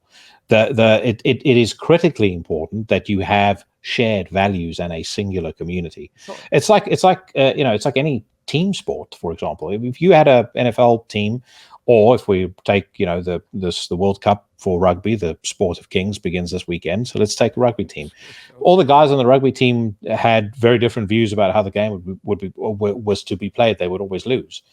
But you could have a group of very strong, very diverse, very different individuals in that group, but they all need to have a singular vision, and they need to at least have the one shared value that we're in this together. We want the best. We want the best for the team. Right. Take that to kind of a country political level. People at least need to have a sense of we want the best for the country. I don't actually think that you can say that of either the Republicans or the Democrats right now. No. And if you look at it, if you look at that binary, I guess, like monochrome thinking that you see in society, you ask the average right-leaning person in America, say the name Bill Clinton, and say, tell me what the first thing is that comes to mind. They're going to tell you Monica Lewinsky. Impeachments, yeah. And Monica Lewinsky, in the grand scheme of things, meant absolutely nothing to you. It meant zero to me. It means nothing to a single person. No one's life in America right now is in any way impacted by the fact that the president got blown in the Oval Office. Not at all. They are impacted but things that do have a solid effect are like the introduction of low-income housing in the United States. The welfare system where they encourage women to not have husbands so they could get pull welfare in this country, and then just the allowing just the continuance of pushing people to be more reliant on the government and not being self-sufficient, when originally America and even parts of Europe were especially after the Second World War, where it's all about bringing industry back to the country and having GOPs thrive. Now we're just dancing around with one another. Everyone's got their hands in everybody's pockets, and everything's just completely fucked. Everything's completely fucked. I mean, did they? I was going to ask you. You were talking about driving earlier. Did they put that tax on your tires yet? Because they're talking about doing it out here in the United States too. No, not yet. So they do want to introduce a per mile tax because cars that are electric are exempt from road tax. So now that they're pushing everybody towards electric cars, they've realized that's creating a big deficit. So now they want to start taxing people per mile, which is just that electric car is a big thing for me, a big point of contention too, because I'm all for Mother Earth and the woods and nature. I love it. It's my happy place. I don't want to see it get polluted or destroyed by any means. But this whole push for these EVs right now, man. I saw that documentary where that guy went in there. He was on Rogan recently. He went in there what he wasn't supposed to and film these cobalt mines. Oh, in the Congo. Yeah, that shit is fucked up, man. And all and to see again. This is all about the individual, all about the self-entitlement. Everybody, they're just looking at headlines. They're not reading into things. They're not no one's. If you had any semblance of self-worth at all, you would take a minute and look at what's going on over there and see it's complete and utter destruction of those people, and it's slavery. And you're sitting in your ivory tower looking down on the world, how you're so self-righteous and you're for equality when it comes to race, but then you're sitting around pushing for you're okay with African children mining for cobalt all day. Yeah, and having respiratory diseases or getting cancer because they don't even give them proper equipment to handle these radioactive materials and stuff like this. And it's just that's disgusting. It's disgusting. And the same thing. It was going on for a long time. People were moved by the Blood Diamond movie because they're oh, it's such a great movie. But they were moved by Leonardo DiCaprio. And, they weren't moved by the fact that this is a true story. When all these rich motherfuckers are wearing all these diamonds and shit like that, where the fuck it actually comes from. Oh, well, I was about to say they were watching it while wearing their diamonds. But the point that I still wanted to make about Clinton, by the way, is the more educated, more savvy person might be able to make an argument about the merits of introducing China into the World Trade Organization, or the deal that he made with North Korea, which was a failure. But he wasn't an entirely bad president either. He was one of the last presidents, if not the last president, to actually balance the budget in America. And if you think about it from a GOP perspective, these people are meant to be the folks that are for fiscal conservatism. So a guy that in these last 3 years in government managed to have a budget surplus versus the fucking disaster that you have right now, that's surely something to be commended. Sure. But at the same time, you then go to the flip side, and I find it very difficult to understand how anybody can look at what's happening with the way that the Democrats are going after Trump right now, and with one ridiculous indictment after the other, and not think that that's a problem. I mean, it doesn't matter whether you like the guy or absolutely hate his guts, but there was a time when the idea of throwing your political opponents in jail for things that, frankly, many of his predecessors have certainly done far worse and not gotten into any sort of trouble would have been considered unthinkable. Now it's something that they're trying to push as though it's completely and utterly normal. It's not. And then they keep turning around and saying, well, we can't understand why people don't trust institutions. Like, it's because you're doing things that are taking people that already have a sense of distrust in you, and you're basically just giving them ammunition. You're feeding their algorithm to say, see, I told you, they're full of shit. I think it's like with the election. They should bring back duels. Pistol duels. Well, it's like with the election. They say, well, this was the freest and fairest election ever. I said, well, you spent 4 years from 2016 onwards saying the election was stolen. Then in 2020, there were spurious things that happened. No one could reasonably make an intellectually honest argument to me to say that if the reverse outcome had been the case, there wouldn't be people up in arms right now saying, why was the vote count stopped at exactly the same time in multiple states where our favorite should have won?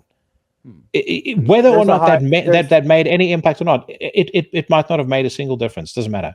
It's the fact that, and I've said this so many times on the news rant, is if you want people to trust the institutions, or if the politicians want us to trust them, or if the pharmaceutical companies want us to trust them, then be honest. And that's the thing that they seem to be completely and utterly incapable of doing. Yeah, I mean, even with like the whole vaccine, it's been a point of contention for, like we're going on four years now with this. I mean, if you just were, transparent and just had said like, look, I mean, the proper way to handle it would have just been like, look, there's this thing spreading around. We don't know where it's coming from. We don't know, but we don't know where it's coming from. And like, we're just trying our best to try, curb it. Here's this thing. It might help you. If you want to take it, take it. If you don't, we're not 100% sure, but the transparency of it would have made the whole situation a completely different thing. Instead, though, you had, I mean, there was so much like people at each other's throats, people defending the science, or like, or just like, if you care about other people, you take the vaccine. If you don't, that means you don't care about. There was so much diversity. It was like forced upon people. And you're talking about like people who never ever like, they watch YouTube. They don't think about medical issues, and all of a sudden they're all medical experts, and everyone's at each other's throats. It was a terrible time for the Western world, or the world in general. It made a clear like line with chalk, down the middle, where people were just at each other's throats. It divided families. It hurt like businesses. I mean, the whole thing was just a terrible, terrible thing that never needed to happen.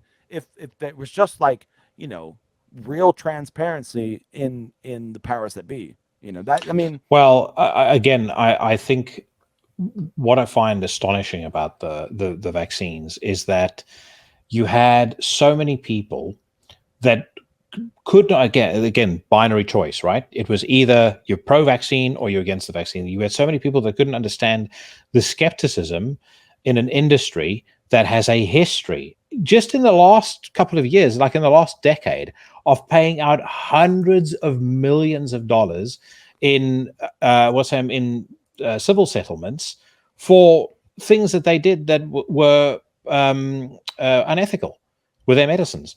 I mean, you can look it up. so for the 5 largest, so here's the thing: everybody's watching Painkiller on Netflix right now, and they starting to become clued in on the old OxyContin thing. The Purdue Pharma settlement isn't even in the top 5. Number 1, GlaxoSmithKline. Number 2, Johnson and Johnson, and that was less than their quarterly. The $6 billion that they paid out. So the and like now they're like pushing this Ozempic, right? And they're like prescribing Ozempic, for people who want to lose weight.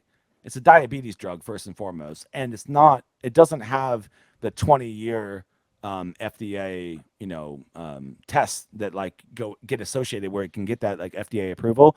But they're pushing it right now with no idea what the side effects of this is going to be, right? But they're like encouraging, like, take this. It may or may not cause like gastrointestinal problems. It might cause stomach cancer. We don't know. I'm not saying it's not the greatest drug ever invented. I'm not saying it's going to give you stomach cancer, but if it does, don't blame me. We should definitely like troubleshoot things before we use them. It's even like video games nowadays. I mean, not to like go on a different tangent, but this is like the society that we live in. You buy a video game right now, like Cyberpunk or like the new Starfield or something like that. Like it's now socially acceptable for a game to come out and it has bugs, and then you just assume like like purchase responsibility that like over like the few months while you own the game that the developer will release patches that will update the game and make the game work. Why doesn't the game just work when you buy it? Yeah, no. Well, when I go to a movie and see the movie, it doesn't have like just bits that are just cut the fuck out or like static on it. Right? Retakes. Like, the movie's done. Hey, listen, we really fucked the scene up. We're gonna do a reshoot. We'll release it in a year's time. No, I know what you're saying. You can go back and watch the whole movie, but 30 seconds of it will be different.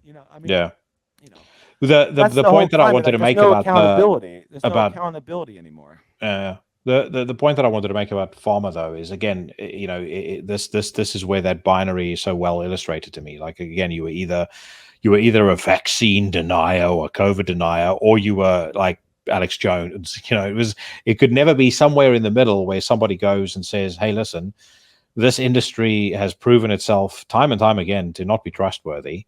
We're now being mandated by the government to take a medicine that hasn't been thoroughly tested. We don't know the side effects of." I have some degree of skepticism. You weren't even allowed to air skepticism. And then the more that you try and oppress that skepticism and say, listen, you're not allowed to say anything like that because you're wrong to say it. Of course, people are going to say, well, why are you so adamant about it? Well, I mean, not to get heavy, but I mean, I'm okay to admit this on air. My father had COPD. He had it from smoking too many cigarettes throughout his life. And then he got diagnosed with COVID, and they put him on the respirator, and he died. He died because when they took him off the respirator, his lungs couldn't like pump for themselves anymore, and he just died. He suffocated. And then they came out like 6 months later and said that they've now found that putting people on the respirator was actually a bad thing, that they shouldn't have done that because it actually cycles like the old air back into your lungs and like the disease back into your lungs. And it also like weakens the lungs because like the lungs no longer have to breathe on their own. The machine takes over. And it was especially detrimental to people who were older or had like, pulmonary problems. And so I just have to eat that. I mean, my dad was going to die, so like I'm not going to sit here like on some pedestal and say like they killed him, but he died earlier than he had to die, and that was a direct result of just pushing things that no one really knew if it was going to work or not. I mean, that's a true story. That's real. Well, it's as I said to Katie, I knew somebody who had essentially complete liver failure a week after she took the vaccine. So, fortunately, nothing happened to me. Nothing happened to anybody that I know. Paige and I both had both shots. I've said before, I'm not against anybody taking it if they felt compelled to. I took it because I wanted to travel. But that being said, had I not been compelled by the government to do it, I wouldn't have.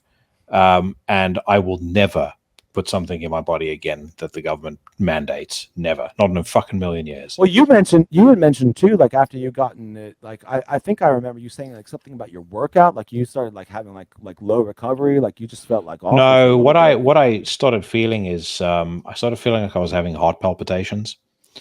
And I don't know whether it was stress related or whether it was whether it seemed to get. Well, it really actually only seemed to be there after I had taken the vaccine. And it lasted about, I'd say, 6 to 7 months. Now, it could also be I had COVID in September of that year, or the previous year. It could be, longer term after effects of COVID too. I don't know. I'm not a doctor, but it did strike me as odd that, after I got the vaccine, I literally had. I mean, there was one night where I can get a little paranoid about these things. So I was getting really paranoid, like, Jesus Christ, I'm gonna have a fucking heart attack. And I remember having this. I spoke about it when Nas was on the podcast. I had this crazy dream where I literally, like, in the dream, was telling said to myself, "You're about to have a heart attack and you're going to die." And it was when my daughter was a bit younger, so she was still sleeping in the room with us, and she slept on a bed next to us. And I just put my hand out and just held her hand, and I was literally like basically ready to die. It's the most fucking insane experience of my entire life. But whether or not that was related to Pfizer's poison, I don't know.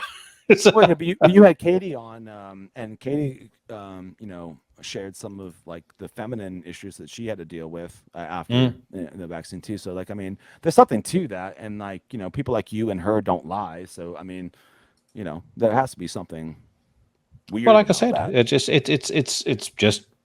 just a logical conclusion. You mean, people posted all these stupid memes about, this guy sitting on his toilet pretending to be a doctor. No, it's not. It's just basic common sense. If a fucking, if nothing was going on before, and then something happens, and all of a sudden things are happening. Yeah, well, you can like cognitively say that this thing led to that. I mean, it's if a restaurant down the road from your house has caused you and many people that you know to have the shits multiple times after you've gone to eat there, you probably don't go eat there. And then one day someone says you have to go and eat there, and they take a gun and they hold it to the back of you, to your back. You have to go there or else.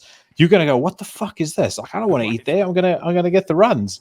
And then they go, well, you're not a chef. How do you know? It's like, that's the same thing. So that was it was funny, and I do want to tie back into this because you and I always go on tangents. But on the new album, the very first there's a song about having the shits.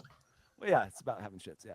No, but the very first, I opened this album with Alex Jones. We spoke. Oh yeah, no, I heard that.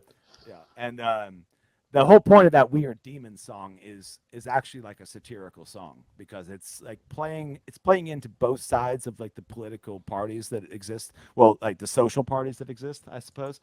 So it's like on one, the song opens with Alex Jones telling you that, like, these are demons, people who don't agree with what he's spouting with his rhetoric. Well, I think he was actually talking more about the elites. Yeah, he was in that particular clip. But the whole point of that song is like just to show the absurdity of like both sides, right? Yeah. And just to like, sort of like just be over the top. And that was the first song that was inspired to like what ended up being like the whole album. And that was the one that I told you I listened to Werewolves and stuff and got inspired to play again. But that the whole message behind that song in particular was just to show like the absurdity of both sides and how, you're all like just stupid. It's like when you have like two drunk friends and they're just. What they don't understand is that we have to share this planet. Right. Whether you some blue-haired Antifa lunatic in Portland, or whether you are the most diehard MAGA supporter in fucking Texas. We have to share the same planet. So we're going to have to figure out very quickly how to do that, because if we don't, there is no other option but for one side to eliminate the other. I don't get how people don't understand this. Right. Like this insistence on you either have to see it my way or you're scum and you should be destroyed. It's just a completely, it's not just even that. It's just juvenile, destructive mindset that you could possibly imagine. That being said, if you don't, start supporting Vivek Ramaswamy, we're no longer friends. I have to say, of everyone I've seen so far, I think the guy in the US that I've been the most consistently impressed with has been Vivek. Again, I don't believe that you'll ever find a politician where you agree with everything. So my view has always been, you find someone where you agree with, where you're most aligned, and then you go, okay, that's who I'll roll the dice with. And sadly, there's no chance he would ever become president, but he seems like a very well-spoken guy, and he's young, he's very bright, very successful. I think I think on paper he seems like a good candidate. The bigger problem with America is a bit like the UK. It doesn't matter who's in charge. In the UK, you've got 300,000 odd civil servants that effectively run the country. They're unelected, but they just block everything that the prime minister tries to put through. And in the US, we know it's even worse there. You've got the intelligence apparatus, you've got everything else that's counting against the president. You got Soros. I mean, you got people that just really pulling the strings behind everything else. I mean, and they will continue. I mean, it's like, it's really interesting.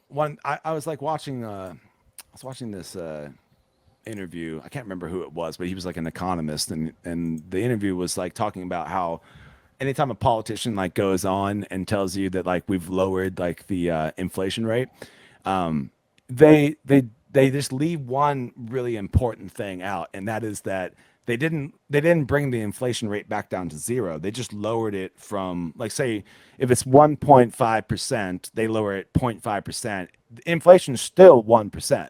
They fail to like explain that part of like the economy to people. So if things are up 3% higher than or 10% higher than they normally are, and then this politician comes on here, he's like, I'm going to drop inflation down by 5%. Well, he's not dropping it down lower than 10%. He's just dropping it down 5% from the price is still going up by 5%. But the prices are still going up. Yeah. Like you're still under inflation. And like, also like, a lot of socialists and stuff like that in America, they think that like if we don't have if we're taxed for everything, then we won't be taxed for anything else. But you're constantly taxed. I mean, anytime you go to a grocery store, there's the cost of an apple is probably like 50 cents. But by the time it gets to like the grocery store, it's $1. And then by the time it gets like, moved from like the shipping truck to like the stock room in the back of the grocery store,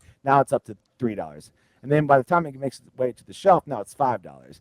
And that same apple that started off as 50 cents is now $5. Now, when you buy that apple and you pay like whatever your CV is, like in your country, like you're paying like 10 cents or something like that. But that's not the tax you're actually paying. People don't realize that either. Like the tax you're paying is the price for the fucking $5 apple.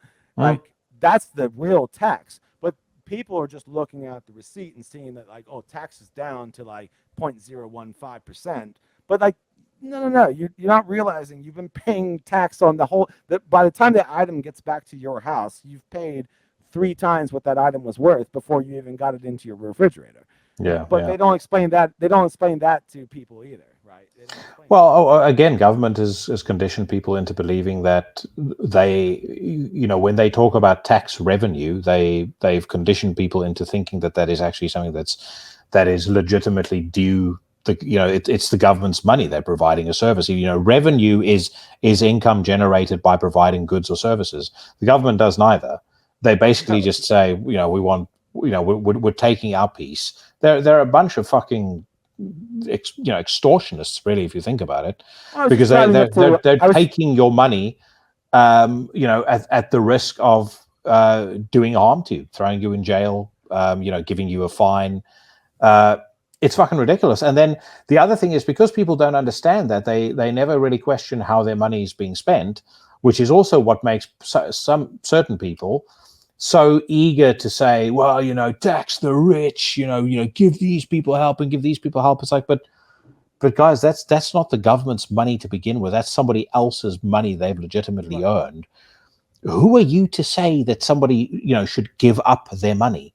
Why do you deserve that somebody should give up their money for you or for Well, this person or that person. why does the message also just end with tax the rich? Like, what's the end game Well, here? the Tax the message rich is and do also what? never. Do It's what? also it's also never tax the rich. That's the thing. People think when you tax the rich, you're talking about taxing Elon Musk or taxing Jeff Bezos or somebody like that. Those guys don't show an income. They don't show an income on their income statements. What No, they do is, they have what's called flow income. That means that yeah, their money is always in assets. They themselves. I bet you Elon Musk probably has 10 grand in a bank account for yeah. himself. But outside of that, like no, everything is invested in assets, and so they never actually. That's why people like again like they're like, how can a guy file for bankruptcy but he still has money? Because he just filed bankruptcy on like one of his accounts. Like you don't understand how economy works. Like they can Yeah. have assets and like but yeah, exactly. But so then what happens is AOC and like you. all the Occupy Wall Street and stuff like that. They never understood that if you tax the rich, you're never going to get anything out of them because they don't Well, have see, anything to give. I used to think that way, but I believe it's by design because what happens is, as I said, when they talk about tax the rich, they're not actually talking about taxing the rich. They're talking about taxing the middle class. We've seen in North America and in the UK an aggressive erosion of the middle class. What that creates is two classes of people: the ultra wealthy, and the impoverished. That creates further division, puts people at each other's throats, and it gives the politicians, especially populists, it gives them ample fodder to be able to rally the people and say, or to energize their base and say, see those people, they're the ones who have done this to you. Vote for me and I'll fix it. It also encourages lower class to be more dependent on like welfare systems because if you, for instance, like if you in California, if you make over a certain amount of money per year or per month, you don't qualify for food stamps, right? So they want to keep you within like a certain bracket, right? But you're encouraged to be in that bracket because if you stay in that bracket, then you have a guaranteed, fiscal feed from like the government. But if you are just over it by $100 to $200, you no longer qualify for that, that fiscal feed from the government anymore. So now you're on your own. And if you're, a mother with a kid and you're working a job and like, you're paying for daycare or, whatever the hell you're doing, you're encouraged to stay in a lower economic level and not shoot for the moon. Don't try and make yourself into a No. self-sufficient human being. You stay where you are. You stay where you are, right? The government will take care of it. Yeah. But then once you're beholden to that, then they can start implementing things. Then they can say like, well, in order for you to qualify this year for like this, you need to like here's like a new like check off sheet where you have to like reinstate your welfare or reinstate your food stamps and something like this, and now you have to do this and this and this and whatever that thing might be you might have to do, right? And it's like a form of servitude that like that people are unaware that's actually happening to them because it's trickle down, so it doesn't happen like all at front, like all at the moment. So some you think, people have described what the future might look like as digital feudalism, where a whole bunch of us will effectively, work for pittance, whilst a rich upper crust controls every single thing, a very small concentrated elite control everything. And you can definitely see it moving there. I remember 20 years ago, like looking at what was going on here in the UK, and I said at the time, I was like, they are trying to move us back into feudalism, like without a shadow of a doubt. And I think you can see that now, and people will go, "Well, why? What's the benefit to them doing that?" The benefit to them doing that is they are addicted to power. They don't care about money. As we've just said now, money to them is not. They don't view money the way you and I view money. They don't view money as I've got X amount in my bank account, so I can go and do this, and this. Money to them is, to a Soros type, it's Bill Gates. It's unlimited. And I'll tell you what is a Soros type or a Bill Gates type doesn't know what it's like to push a lawnmower to make $20 an hour. Soros doesn't know what it's like to pack like packages into a box and ship them off, in a warehouse. These people are beholden to us, and that's the biggest. It's like how Rome fell, right? Rome became more slaves than army, and eventually the slaves were just tired and they had the uprising. That there is a possibility that people could wake up and then just be like, wait a minute, like I make pennies on a dollar, and this fucking asshole living in another state or like in another country is making millions of dollars, and here I am like struggling to feed my family, and this doesn't seem right. But the only way that works is if everybody comes together at the same time, and that's the biggest thing, and that's to harken back to what I was saying earlier. I think the big encouragement for everybody to be an individual is to break up unification and to put everybody at each other's throats when when the truth of the matter is that black, white, gay, trans, man, woman, big, small, whatever, poor, rich, we're all kind of in the same boat together. But what's being encouraged is not that. What's being encouraged is oh, you are special because you are different. So you should definitely You've been oppressed, and you should be resentful because and of X, yeah, Y, you Z. should be resentful of it, and you should Yeah. you should be you should be rewarded for your fucking your courage. Fuck your courage. Like like go out. I sat yesterday in a fucking dirt field digging holes in 97-degree Fahrenheit weather, no shade, no nothing, to earn you know a decent hourly wage, and I did that. But I did it. I didn't complain. I drank my water. I sweated my ass off. I got dirty, and I went home, and I had a check in my pocket, and I worked for that goddamn thing. There's no oppression here. There's no white privilege here. There's none of that stuff. You work your butt off, make money, and get somewhere in life. I was about This to music say I do, they this Quell stuff, all of this one here, and this one here, all these different albums. I just fucking did it. I made it happen. Nobody. I mean, I had friends. I had Mike Sigler has helped me out with all this mixing and mastering. Without him, I wouldn't have the sound that I have. But I did it. I made this happen. And anybody playing the victim, just you have the strength inside of you to like make anything you want happen. Maybe if you're in another country and that might not be the case. We listened to Cheyenne and what Cheyenne had to deal with. I mean, that's not the same situation. no. But even with that, Cheyenne never fucking whined about it. He went to another country and he made his dream come true. I mean, fucking, have some tenacity, have some wherewithal. Have some grit. You have some grit. Have some grit. Yeah. You're not special, and I hate to be rude. Like no one's. Everybody is special. The kids are special. Your loved ones are special, but they're special to you. You know what I mean? But in the grand scheme of things, nobody's really special. Like we're all just in the same boat together. We all got fucking birthed out of a vagina. We all came out of a woman. We all came in this world wet and gross and covered in blood and whatever the hell, placenta, and kicking and screaming and shit. And like we all used to poop in diapers. We all used to pee ourselves. We all used to be afraid of the dark. We're all adults, and now all of a sudden we're all like these individuals. No, you're not really. You're not really. You're all of us are just like a part of the same thing. And what that thing is, I don't know. I don't know if it's God or spirit or universe or whatever the hell it is, but I know for a fact that I'm not better than you.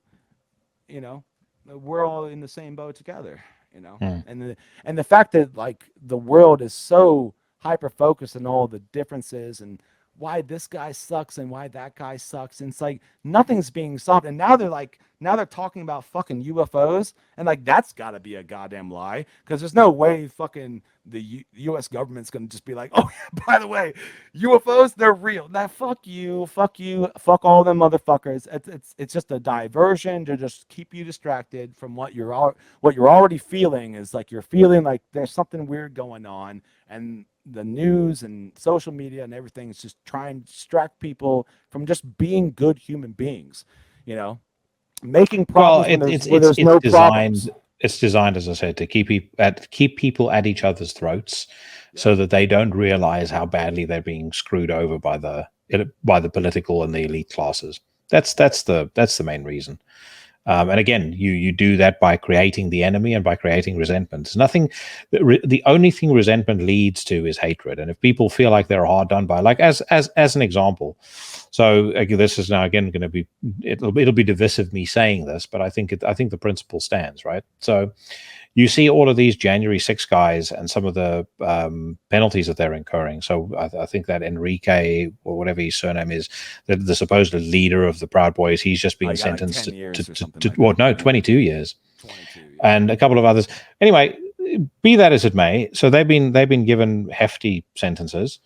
But what happened to the rioters in 2020? What about the people that orchestrated that? The summer of love in Seattle, the fucking autonomous zone, all Or of that sort of or stuff. they burned down a police department in Yeah, Chicago. they burned down a federal a federal courthouse with people inside of it, and those people didn't receive anywhere near those sentences. Now, No. if the country was broad brush, reasonably lenient when it came to sentencing, fine.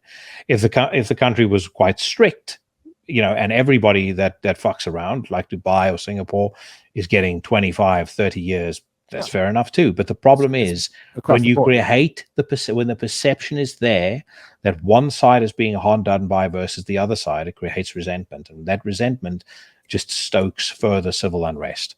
Well, that was the thing that like kind of set me off a little bit. Like, not that I don't know where I lay on everything, but where I started to waver was when public assembly wasn't allowed, but then all of a sudden during like the Black Lives Matters riots, assembly was allowed, and then that was weird for me because I was doing my best to like just be safe for the people around me because we didn't know what this COVID thing was, but then all of a sudden like certain things were exempt, and it just felt weird. It's like, well, this doesn't make any sense. Like, I'm flying back and forth between America and Sweden, and I have to like make sure I give a PCR test, make sure I mask up, make sure I keep social distance, make sure I do everything to keep everybody around me safe and hopefully virus free. But then I was seeing in the news that like public assembly in like the thousands were allowed to like protest and riot and like be shoulder to shoulder and stuff like that, and like I mean, not that I wasn't against the protest per se, but I was against like the message behind that because that doesn't make any sense. You're telling the whole world that they can't like have public congregation in churches or go see their elderly like family members in nursing homes, or kids can't go to school, but then you're allowing like shoulder to shoulder protest, and that's not right. That's not right. There's just there's no logical way you can explain that, No. and other than that you're playing favoritism to something. That's literally the only way you can Well, again, explain as I that. said, you are clearly creating the if nothing else, the perception, and perception is reality, that that one group is receiving preferential treatment over another. And this isn't a race thing at all, because No, of course not. most of the rioters were middle class white kids, but they were rioting over one particular thing versus what the Proud Boys were doing. But I mean, that Enrique, whatever his surname is, he wasn't even at the Capitol building on January the 6th. And again, put him in jail for 100 years. I don't give a fuck. But at the very But least, keep it consistent. Keep it consistent. treat everybody the same. Right, right. Now I noticed, or I read an article on Zero Hedge the other day that said that in Chicago, they've now brought out statistics to suggest that that your chance of being arrested for committing a major crime, so major crimes would include, I believe, murder, sexual assault, robbery, is 5%. And in some cases, less than 5%. And then you see all these people walk into these shops, and they just literally walking out with bags full of stuff, stealing and things like that. And people look at it and they go, "This is fucking bullshit."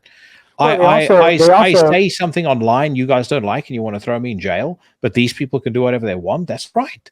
So that's what's stoking a lot of the well, in California, for instance, they moved. It used to be that anything over $1,000 was considered grand larceny, but they upped that up to like 2,000 or something like that. And so anything that's stolen, value wise, it's up to like $750 is now considered a misdemeanor. You can thank Newsom for this. And they also said that methamphetamine possession. This is why I was still living there. This is like before I even went to Sweden, and so it can only be worse. They moved methamphetamine to a misdemeanor as long as you had less than 2 grams on your person. So they're just giving drug dealers like, all they have to do now is like have a trap house. They have like their ounce of methamphetamine in their house, but they go out, they sell the gram, they go back to their house, grab another gram, they go out. If they get pulled over, oh, big deal, woohoo! They get like a little ticket written for them, right? Cops confiscate the 1 gram. They go back to the trap house, get another gram. You know what I mean? So they're not helping anybody. They're encouraging this. They're encouraging this behavior by doing that. And it's not. It doesn't work. It doesn't work. It's if you want to again like you were saying, like consistency. Like have consistency. You know, let's legalize all drugs, but let's like have them be under the same stipulation when it comes to alcohol. If you're under the influence of something and you're out in public, your ass goes to fucking jail. If you're a danger to somebody, then your ass goes to jail. If you can maintain yourself and do a little bit of heroin while you're at your house and you're not bothering nobody, fine, you can do that. It's your life, it's your choice. But like, let's not just like, all of a sudden just like glorify criminals, and like just give them give criminals a free ride. Well, yeah, that's free the ride. thing. Yeah, If that's what you support, then fine. But you also need to be prepared for the outcome. What I don't understand when I see a lot of people commenting about the state of California or the state of places like San Francisco or Portland and stuff like that, what I can't wrap my head around is you voted for this bullshit. Why do you think it looks like this? You supported the politicians that got that these once beautiful cities into the utterly decayed state that they're in right now. Just crime-ridden, filthy hellholes. How on earth are you? As a matter of fact, how are you not taking some degree of responsibility for it? You voted for it. it's complacency. Frankly, you deserve it. You deserve what's happening here. It's complacency, and it's California's like a place of paradise. I this might be divisive too, but I always found that like East Coast people are always a little bit more rough around the edges. They have a little bit more of like a grounded point of view on everything. Even if they're like, left leaning, they still have like their feet on the ground. But out there in California and Portland and places like that, it was like it was too good for too long, and people just got sort of like swept up in like the wave of like just this, peace, love, and everything like that. It's like, they became complacent, and then before they knew it, they wanted the same things that everybody else had, but they sort of like painted themselves into a corner, because they like they had approved all these progressive idealisms and laws and shit like that for a long time. Like for instance, like in California, we had several big fires, but one of the biggest fires we had, it like, hit like Malibu, Santa Barbara, and kind of like up towards where I was living in the Central Coast.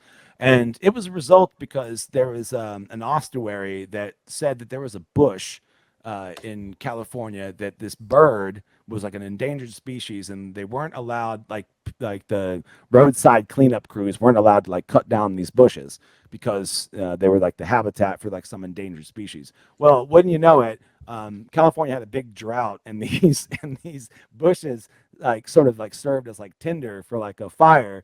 They like burnt down like half the fucking state. Not mentioning killing the birds that they were trying to protect, but also killed like countless hundreds of thousands of other like rabbits and whatever fucking other animal was out there, right? And it was all under the guise of like conservation and ecology and stuff like this. But then it ended up like causing more damage than it did good, right? And I'm sure everybody who voted on that and like got that thing passed, they felt like super self-righteous and like they were like, doing something for the world. But what they inevitably ended up doing was they ended up destroying it. And it's like, like I said about the EVs, like they're doing the same thing with that. It's the same thing you're doing. Like you're not gonna convert, there's going to be casualties. Veganism. I don't mean to be rude. I like anybody to have whatever choice they want to have, but soy is a monocrop, and it's a monocrop that does not give anything back into the soil. It causes depletion of soil within like 2 to 3 years, and that soil is no longer usable anymore. And what happens is that topsoil layer that sits on top of the clay layer will eventually, get completely desiccated, and then the winds will come through there and it'll blow all that top layer off, leaving only the clay layer left. So that soil is completely useless.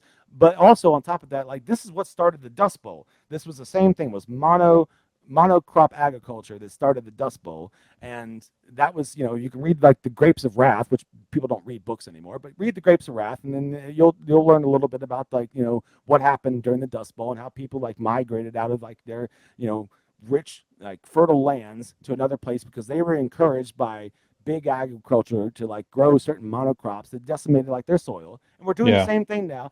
And it's just like, but I don't think the people that are doing this like are intentionally, doing this, but they're not aware of the consequences that their actions have because they are complacent and they're not present in the world. They're living in their echo chambers. They're living in their like ivory towers, and they don't see the impact that they have on a global scale, and they think that they're right because everybody around them, says, like echoes the same things that they're saying, and so they don't like have any pushback. And when they do have pushback, this also talks to something I was saying earlier. There's no civil discourse anymore. Like no one wants to be wrong, because being wrong means that like you have to suffer embarrassment, and people are afraid to be embarrassed. People are afraid to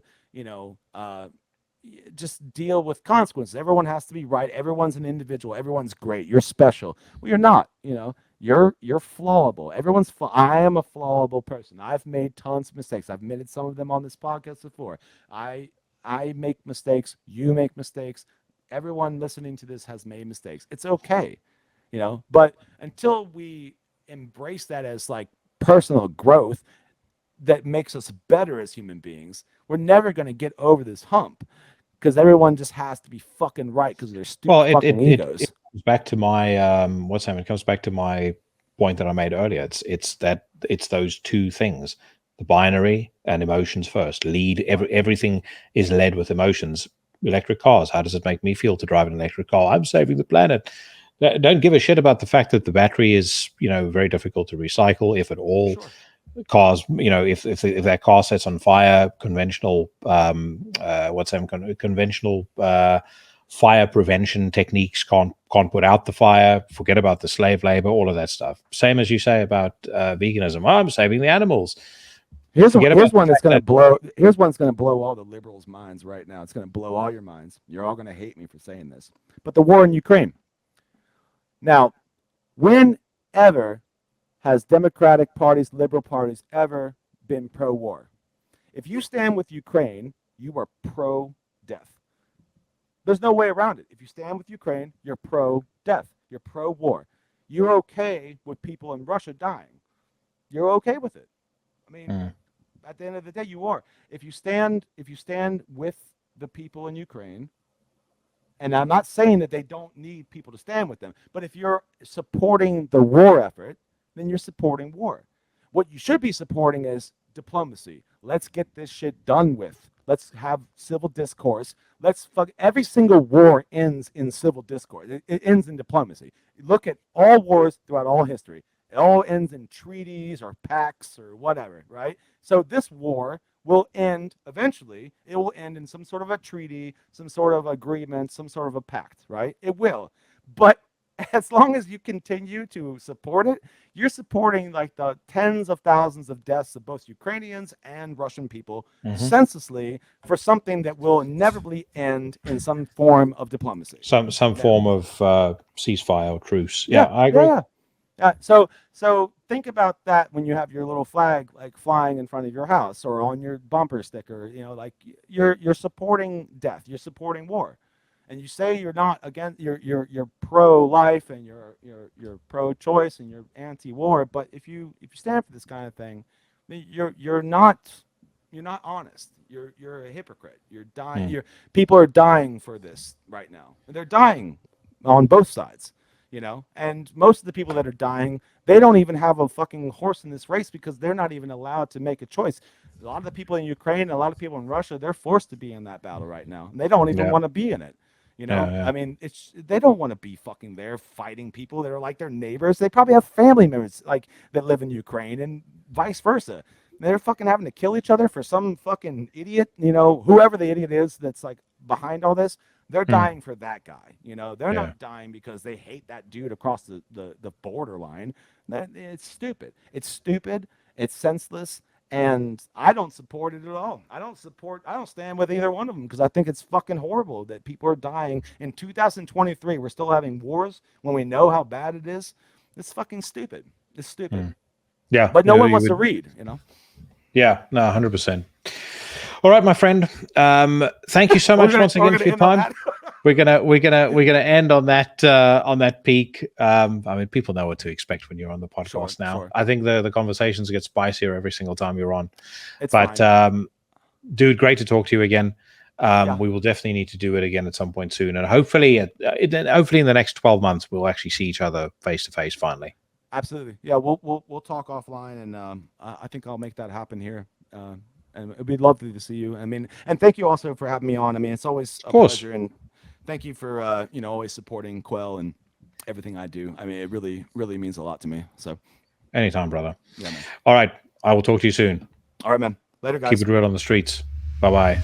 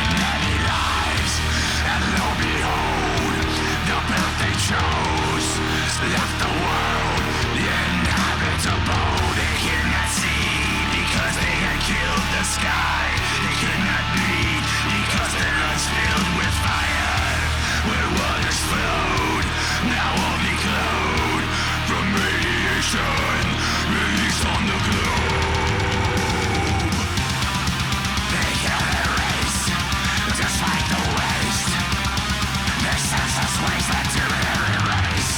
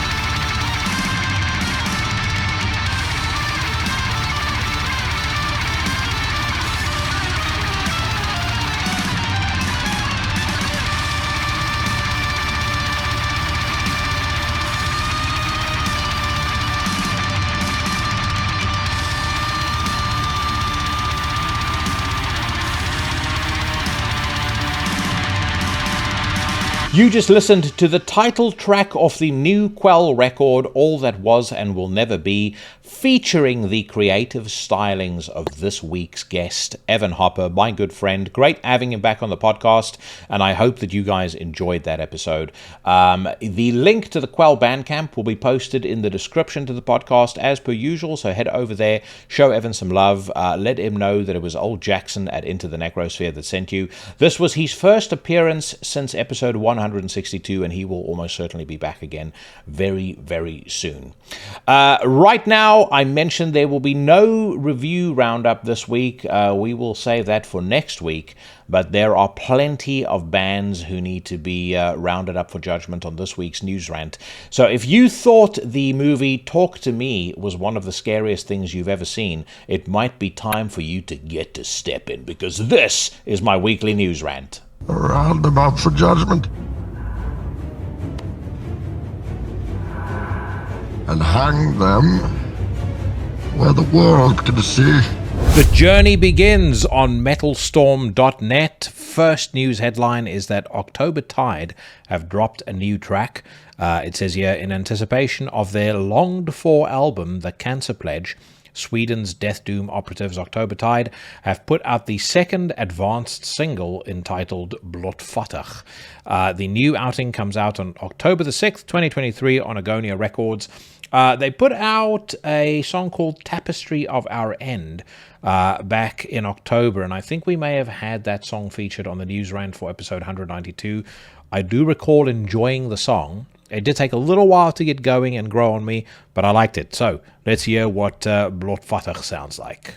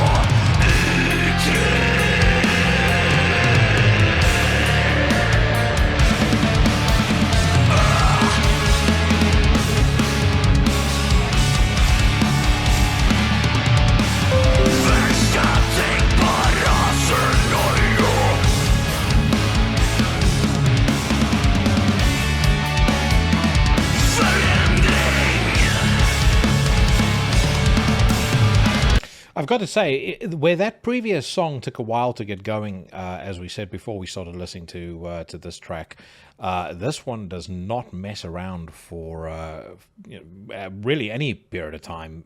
It is all systems go from the start.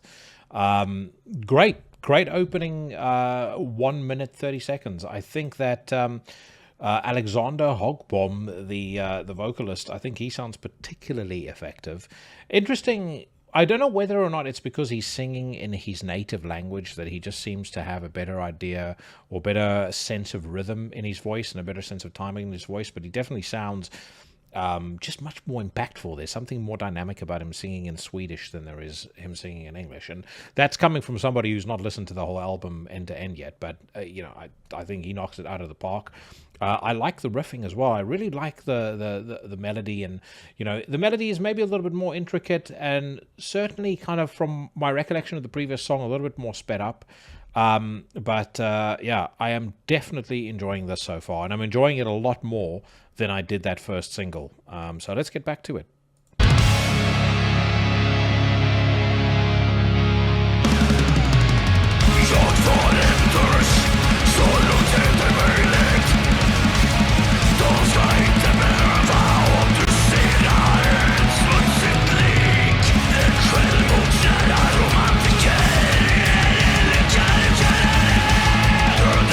Kan ta över var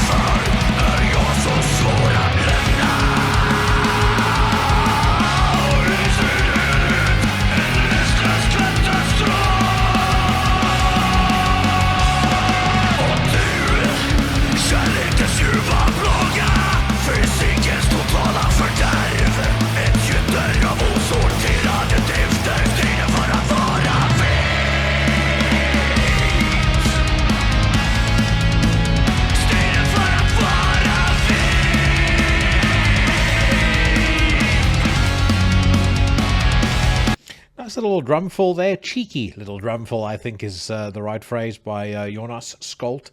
Right before the song kind of gets into that next sequence that it just went into now.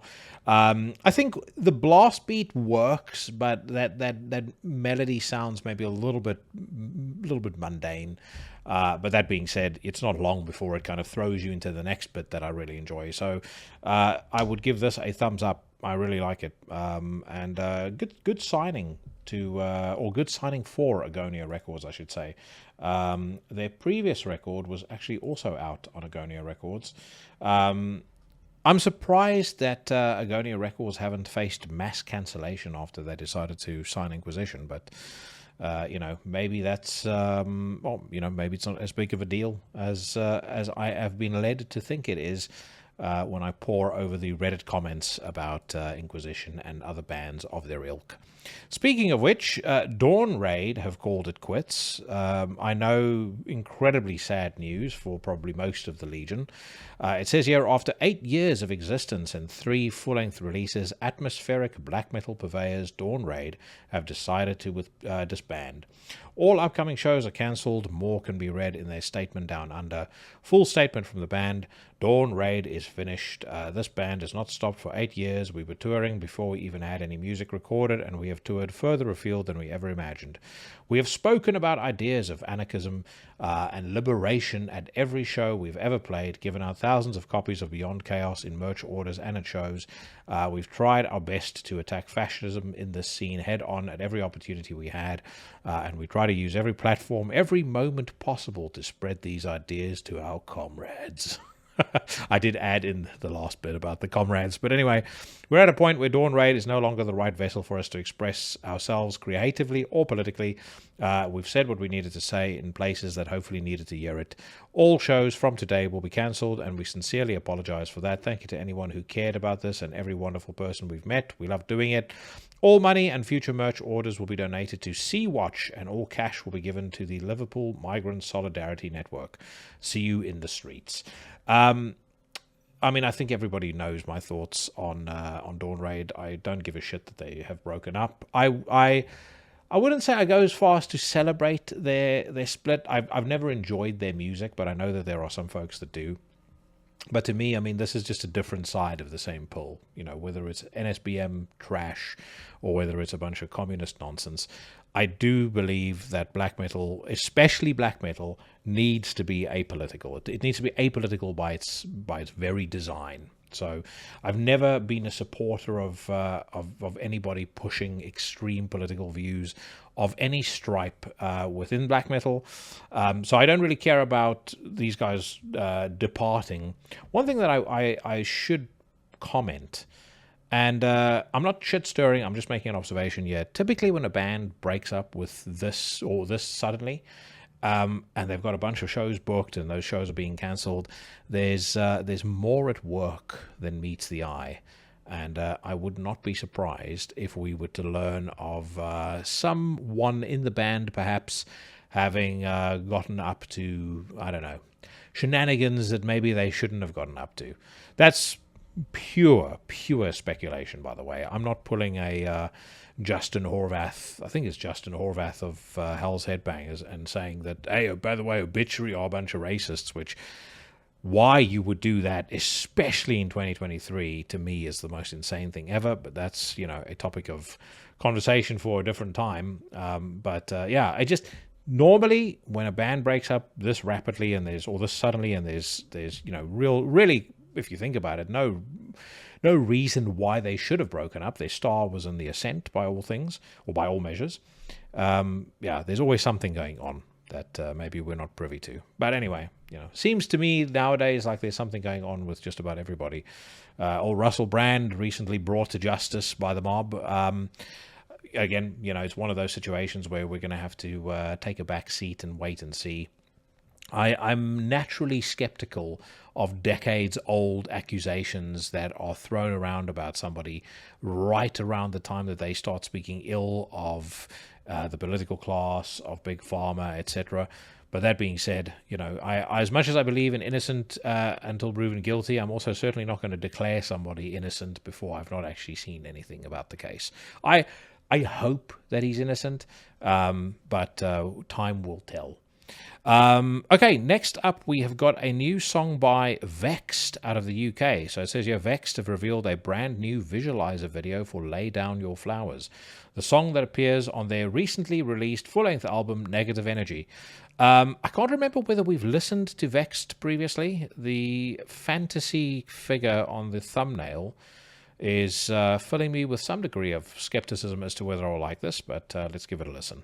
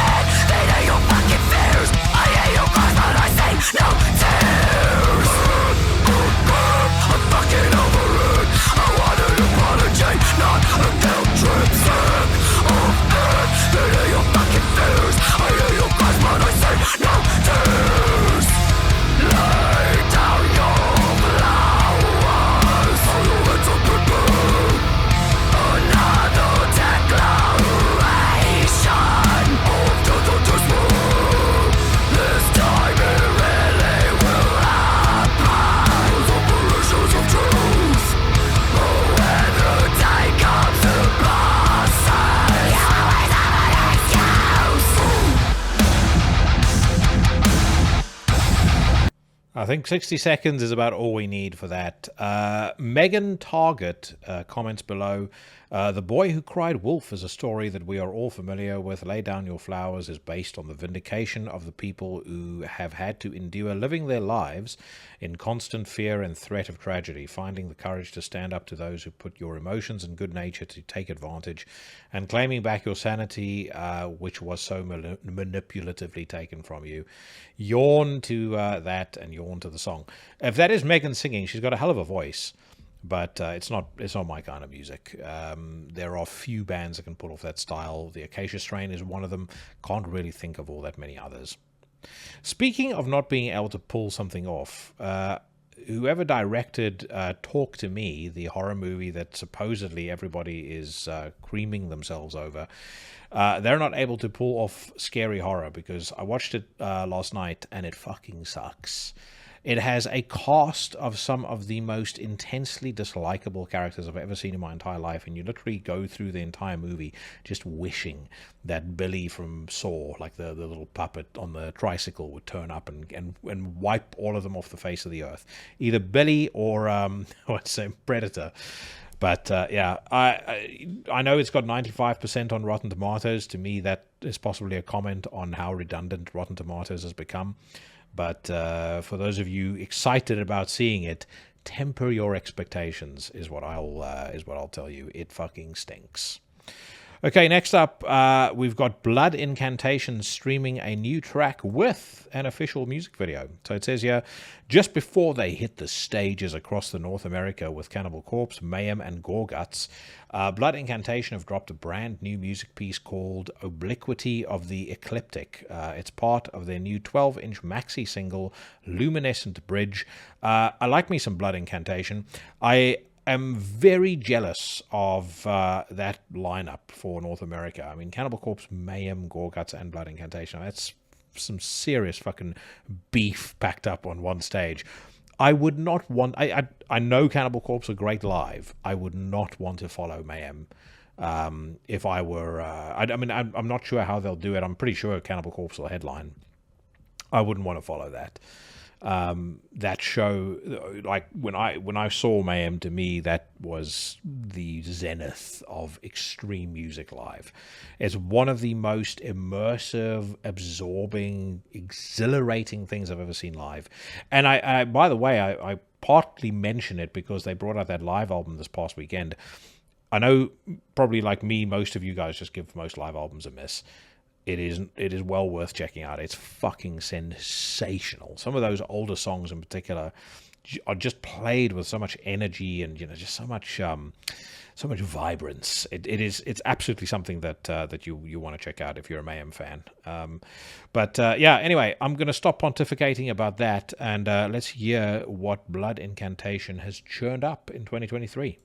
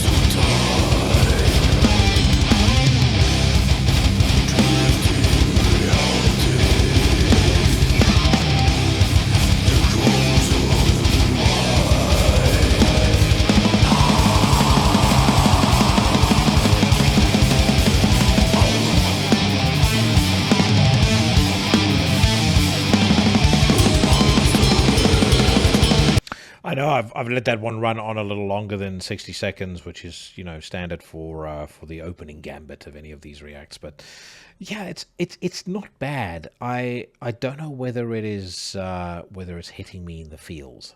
I liked Hidden History of the Human Race very much, which was the album they put out in 2019. I liked Starspawn very much as well, which was their debut album.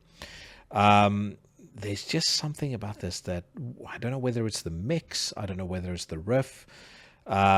Maybe it's just the fact that I have overdosed on the new Dying Fetus and Cryptopsy albums, and all other death metal sounds weak by comparison. But yeah, there's something about this that is just not quite clicking for me. I'm going to give it another 60 seconds, and let's hear if it can vindicate itself.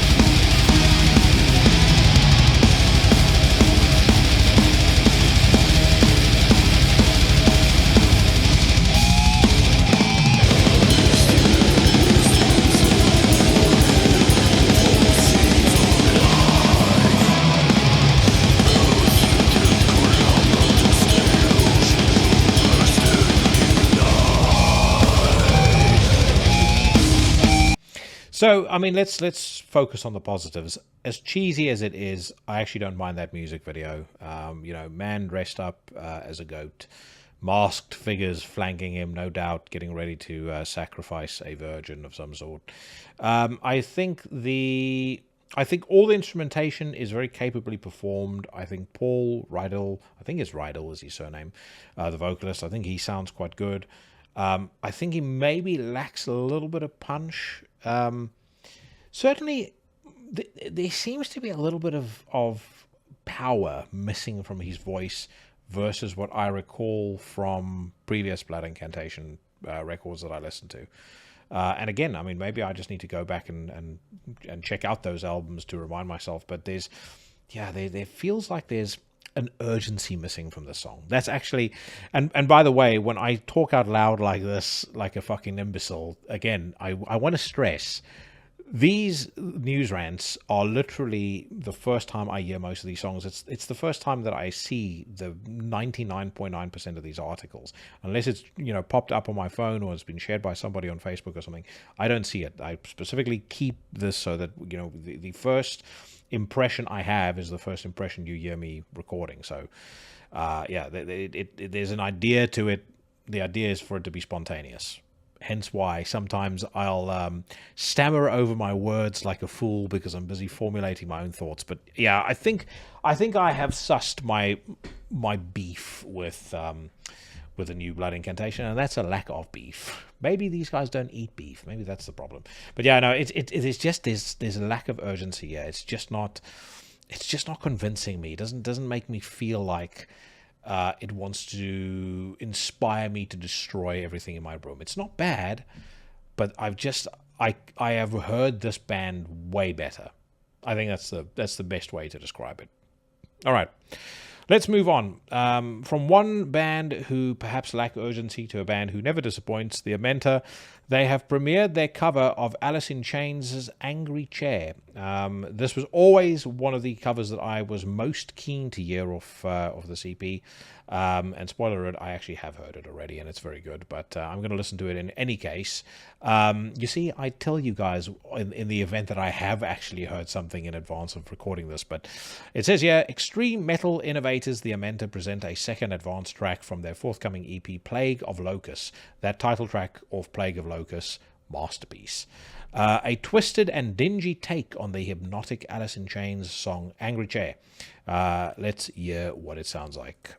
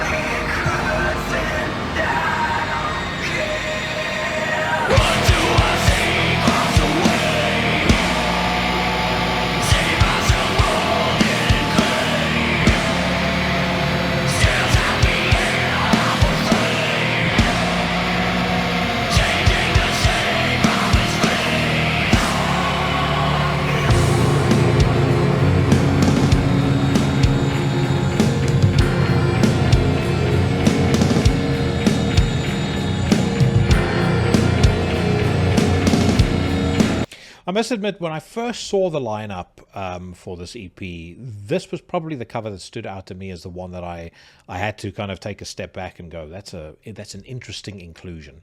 It definitely didn't fit, at least in my mind, it didn't fit within their wheelhouse. It didn't fit within their typical sound. Like, I can get them doing stuff like Killing Joke. I could get them doing Swans.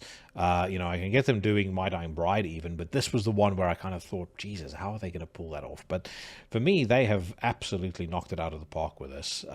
What they have done is taken an iconic song and they have remolded it in their own image. They've created they've interpreted it in such a way that I think it could very comfortably sit in their live set. It could certainly have, been an inclusion as an extra track on Revelator, for example, that came out back in 2021. And the thing that I love most about it is they've interpreted it and they have played in the midst of that interpretation. They've played to their own strengths. You've got Dave Haley, just delivering the sensationally, like, subtle when it needs to be, showy when it wants to be drum performance. You've got Kane sounding fantastic, and then the rest of the band, is kind of galvanized behind those two, just doing what they normally do, creating that wall of sound that just pummels you into absolute submission. So I love it. I think as far as my idea of a great cover, and obviously we spoke about this a couple of weeks ago when we did a 6 of the best cover songs. One of my favorite covers is the Black Sabbath cover that Typo Negative does, and that is completely different to the original. And what I love is when a band can take a song They can retain the core of the song, but they can express that in their own medium and in their own style. And I think that the Amenta have done it, yeah.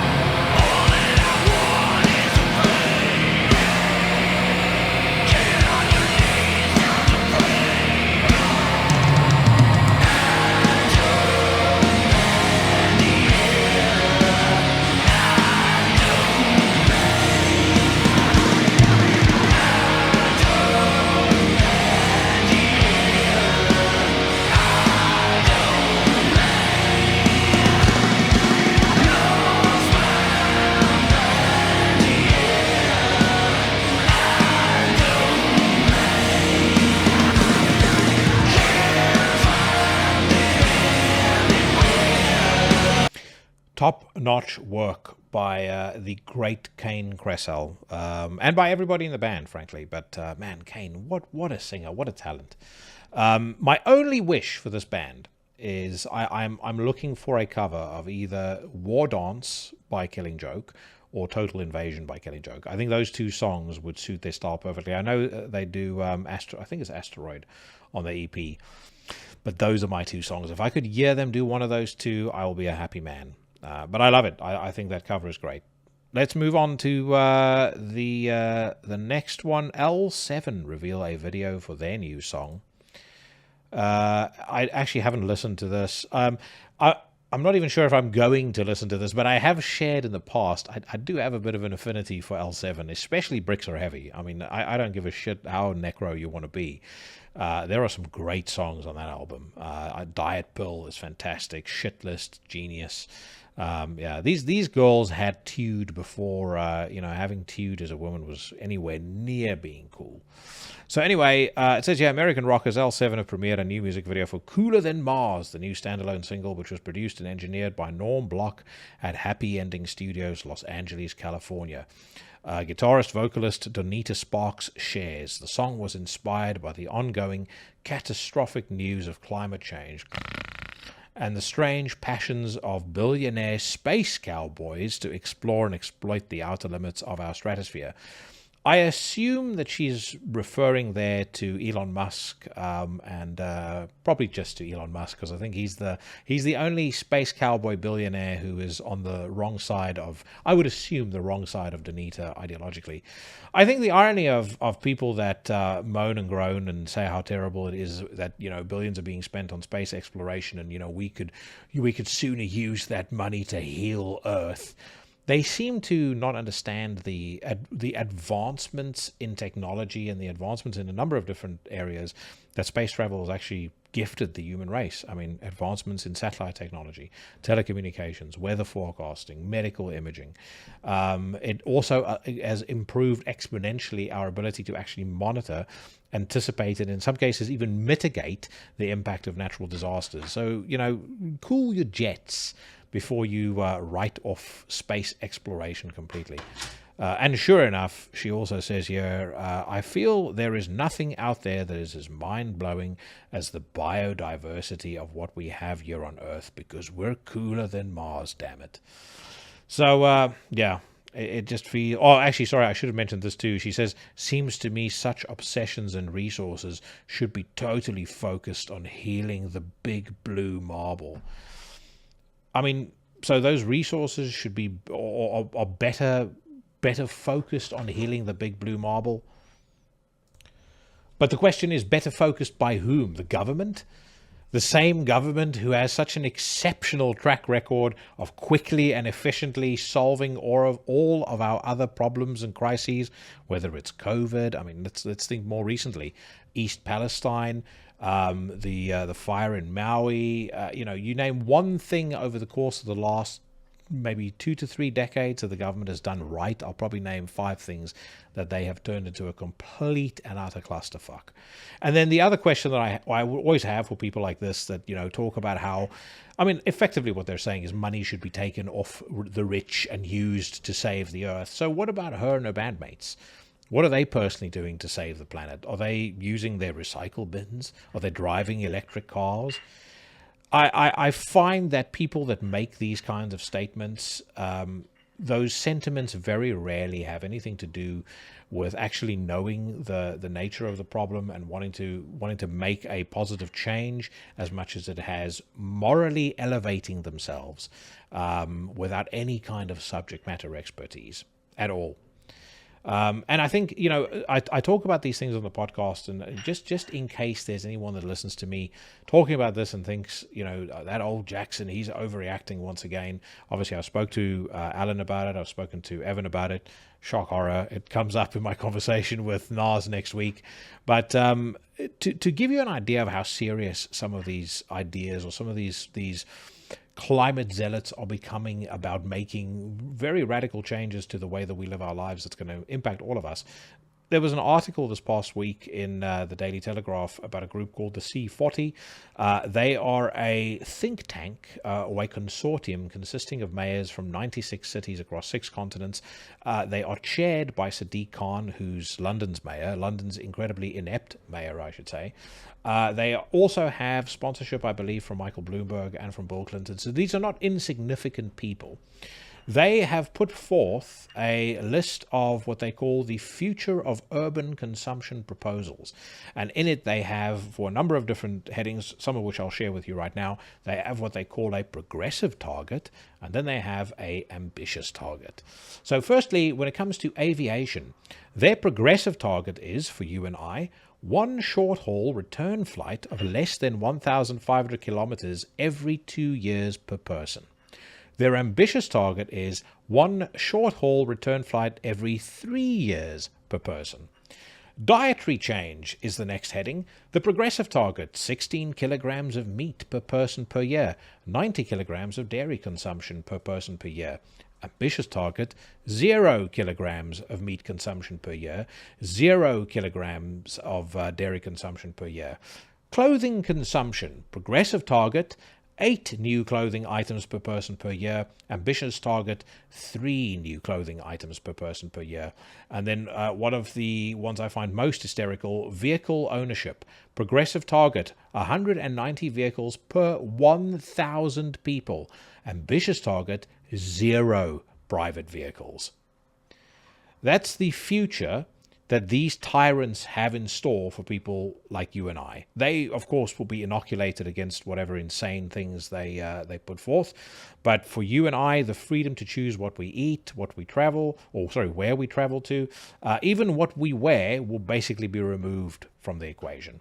It won't affect them. Totalitarians have a habit of not abiding by their own rules, but for the rest of us, we will move in their world closer every single day to the digital feudalism that the C40, the WEF, and the rest of the Davos elite have envisioned for us. And I'll tell you this much, I'm sure Danita didn't think about it to quite this extent when she posted her insipid little comment there.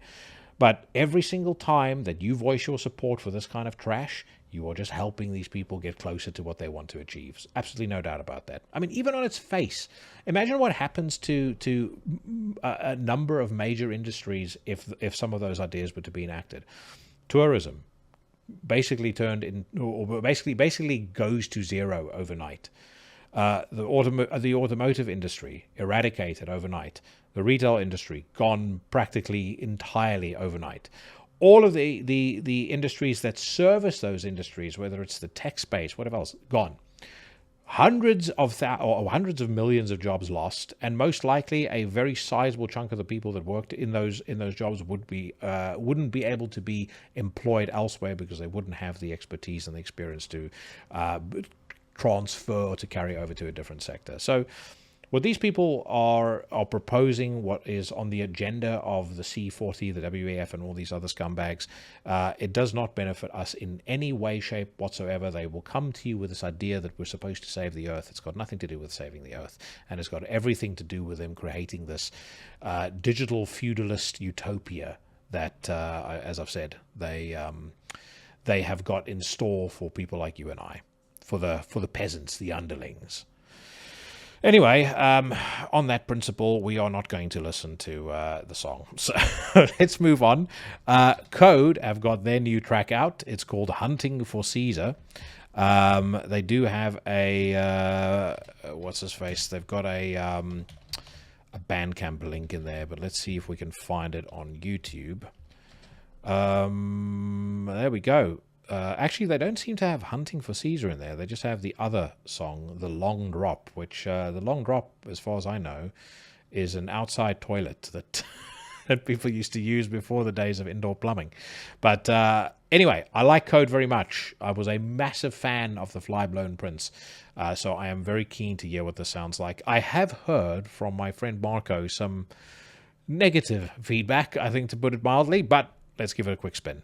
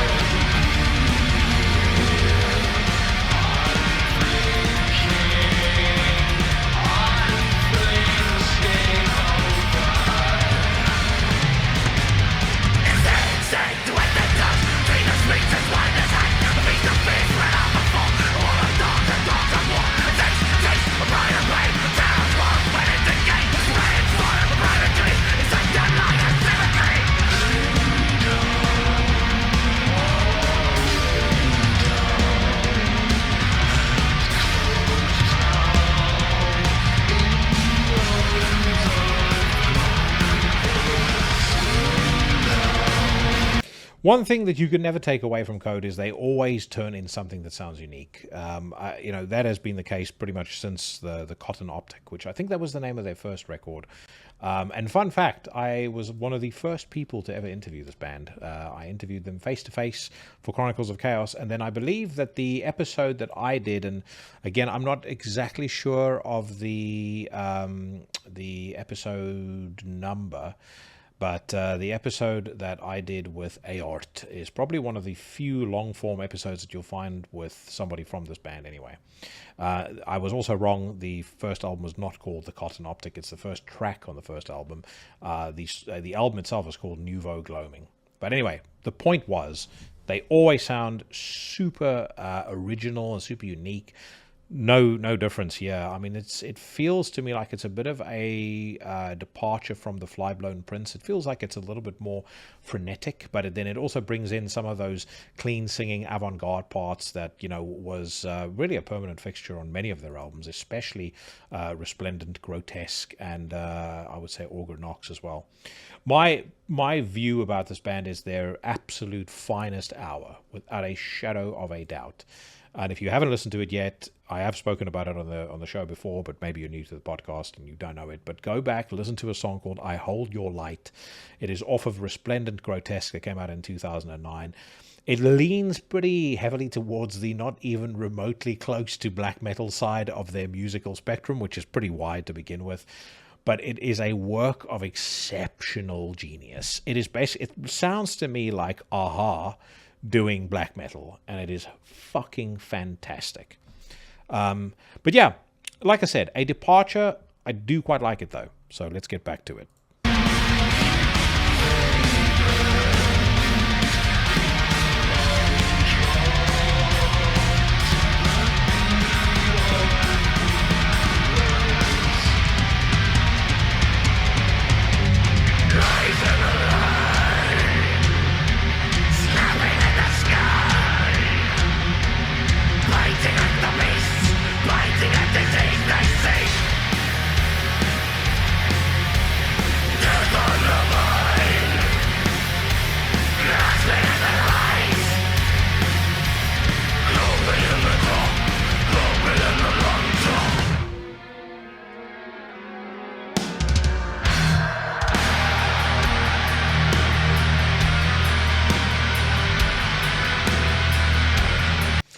That definitely earns a thumbs up from me. Perhaps not a top notch, but certainly a thumbs up. Marco mentioned that he thought that the production sounded very flat. And I mean, this could very well be down to the fact that maybe his hearing is an awful lot better than mine. I'm not hearing a flat production. I'm hearing maybe a slightly dry recording, but nothing flat. It could be that these headphones are covering a multitude of sonic sins. But so far I'm liking that very much. I'll have to check out Hunting for Caesar separately, but that is cool. And if it is the direction that they are going to take on their next record, then roll on. I think that's a very interesting direction to be taking things in, indeed. Okay, let us check out Omission. Spanish Blackened Thrashers Omission have revealed details of what will be their 7th studio album, to be entitled Disciples of Raven's Vengeance, which will be released in October 24th, 2023 through Extreme Music. For preview of the new music effort, give a listen to the first advanced track called Burn the Cross. They should say very imaginatively titled Burn the Cross. But let's give it a quick listen.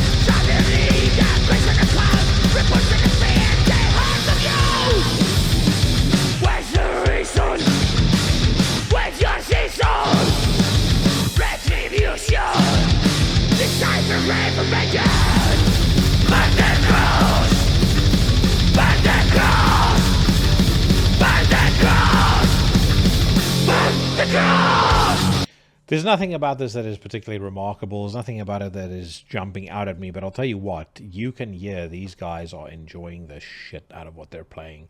I mean, it actually comes out of the song, to a point where I wouldn't be surprised if the vocalist had a big smile on his face when he was in the studio. So from that perspective, I tip my hat to them. It's enjoyable to hear people doing music that they clearly enjoy doing. Now, will I be retiring Sarcofago, or let's think of a couple of other top tier thrash bands, Dark Angel, anything like that, to give Omission a listen? Probably not. But like I said, not a bad effort. And if that's your preferred style of music, then I can definitely see folks, being particularly excited about that. Actually, I very nearly skipped past it. Sorry, I'm going to jump back to it. Sadistic Force have inked a deal with horror, pain, gore, death productions. I think I may have mentioned at the top of the show that I wanted to talk about this. This is another blackened thrash band. They are called Texas-based death metalers here, but I don't really think that they. I would suggest they would probably refer to themselves as kind of blackened thrash more than anything else. But I'm not going to talk any more shit. Let's see if we can find this on YouTube and give it a quick listen. Because there has been a few folks that have been particularly giddy about this. Okay, so the song we're going to listen to is Speeding Black Leather Hell, which is a brilliant song title. It's one that my friend Swardolf would probably be particularly excited by. And this is going to be, this comes from the latest Sadistic Force record. Bewitching black leather, divine and skin tight. Your figure is matchless, it captivates the night. The thrill of the speed arouses black lust, electrified with greed as the dagger is thrust. Black leather hell, the taste of the whip, the torturer's kiss. Black leather hell, restrained and wet, the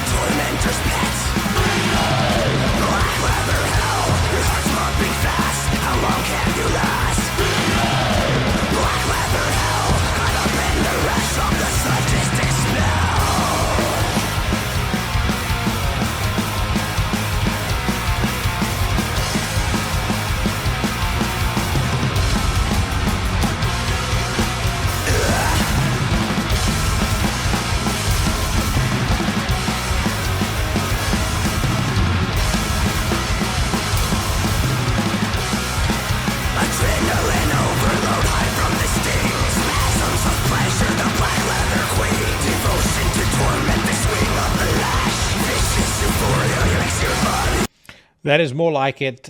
We've got badass riffing. We've got a voice noise, which I absolutely love. You know, I've said before, nothing like a well-timed, well-placed, awesome. Great lyrics. Everything about it, I think, is fucking cool. So this definitely gets a top notch from me. I absolutely love it. Let's give it another 60 seconds.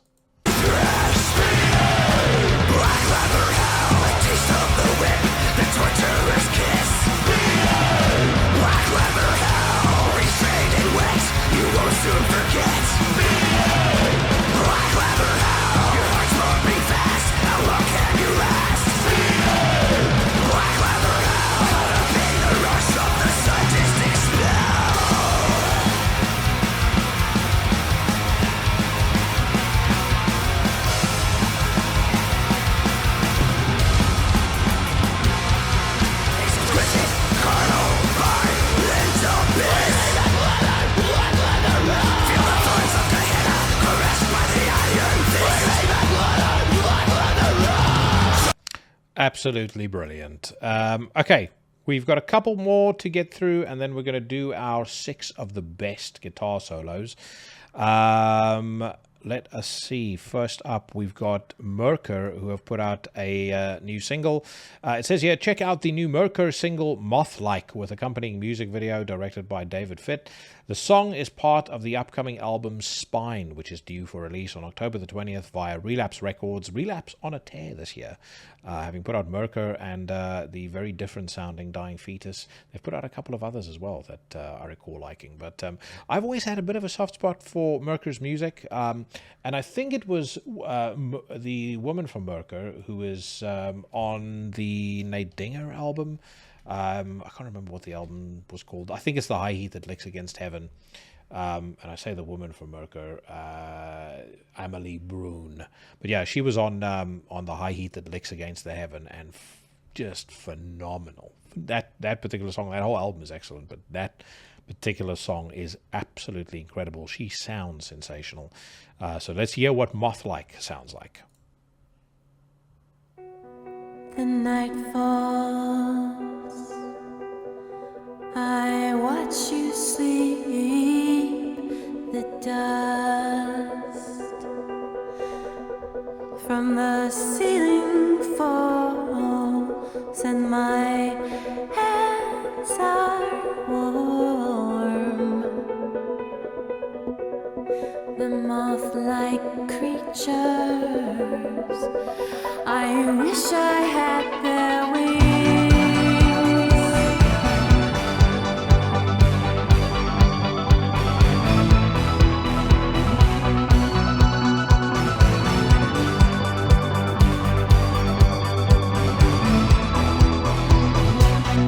In the dead of night, I feel I can't close my eyes.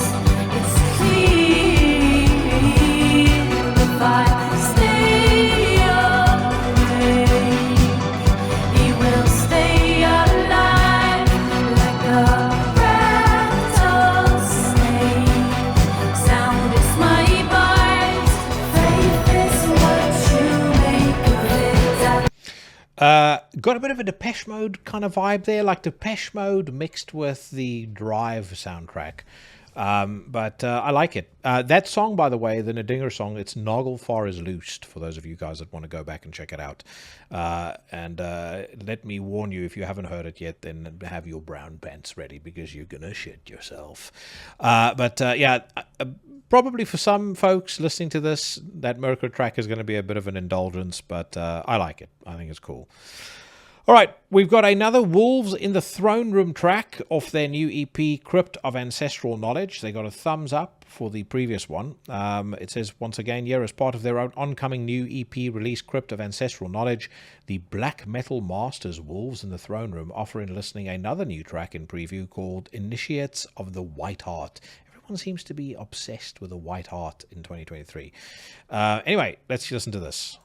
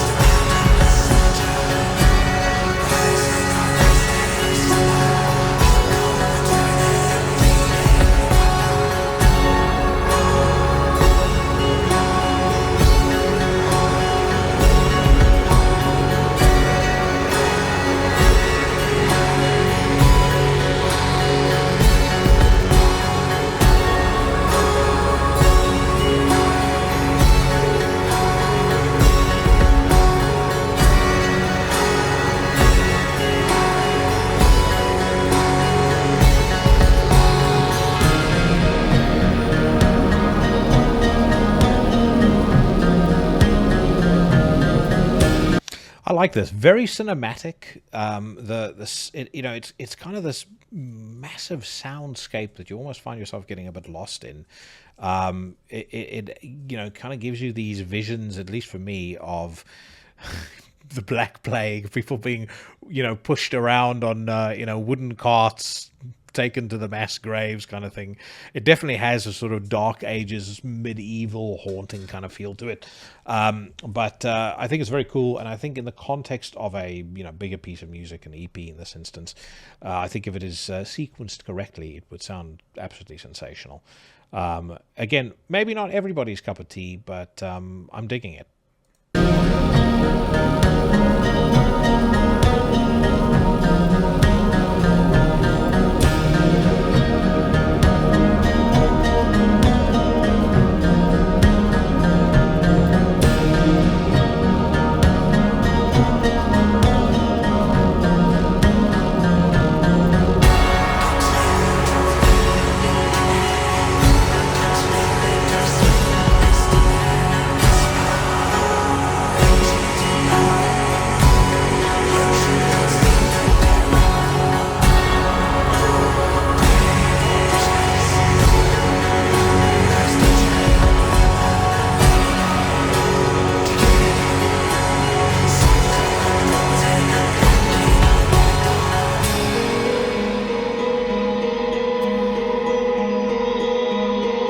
I was speculating earlier what else Relapse Records was bringing out. They're actually putting out this as well. And just looking at the sequencing of the EP, this is the last song on the EP, so kind of makes sense. Not going to be for everybody, I don't think, but I like it. I think it's very good. Pretty ballsy putting this out, though, I would say. As a like, if you want to get the average black metal nerd excited about, excited about a new black metal EP release, then I don't know whether this is the song that you lead with. I know they put out that Twin-Mouthed Spring single, which I liked, and I'm kind of saying this is maybe not the single you lead with, but then again, if the mission is to make somebody who is already interested in listening to Crypt of Ancestral Knowledge more interested in doing so, they've certainly succeeded with me. So that's my take on that. And once again, the open invite to the gentleman from Wolves in the Throne Room stands. So if you buy yourself any music that they have put out on Bandcamp or anything like that, remind them that they need to show their face on Into the Necrosphere, or they ain't shit. So, okay, I want to check out the new Suffocation single, and then we're going to move on to our 6 of the best guitar solos. Very excited about that, even though guitar solos aren't necessarily my thing, but I put some thought into this, so I'm curious to hear what you guys think of my picks. First, Suffocation Seraphim Enslavement single released. The legendary Suffocation will unleash their 9th full-length album, Hymns from the Apocrypha, on November the 3rd via Nuclear Blast, the follow-up to Of the Dark Light from 2017, and the first release featuring the new vocalist Ricky Myers. Today, the band offers fans a first taste of the album with the ferocious track Seraphim Enslavement. The menacing music video was directed and edited by Tom Flynn, with character design by Carl Munro, and is the perfect visual pairing to Ricky Myers' monstrous vocals. Ricky Myers has got maybe the biggest shoes to step into. I know we've spoken about Steve Tucker stepping in for David Vincent, and we've spoken about, back when it still mattered, it's George Corpse Grinder stepping in for Chris Barnes. We've spoken about, Matt McGeachie stepping in for Lord Worm. Those were big shoes, but Frank Mullen he's Frank Mullen. I myself would not be, I don't know if I would deem myself in any way, no matter how good my voice sounded, worthy of taking the mantle over from that guy. On stage, he is an absolute beast, or was an absolute beast, and on album, good God, the guy is incredible. That being said, I know when we had Derek on the podcast, he was very excited about Ricky and very excited about what Ricky sounds like on recordings. So I am probably just as... the anticipation in me is probably just as high as it is in you, so I'm going to shut the fuck up and let's hear what Seraphim Enslavement sounds like.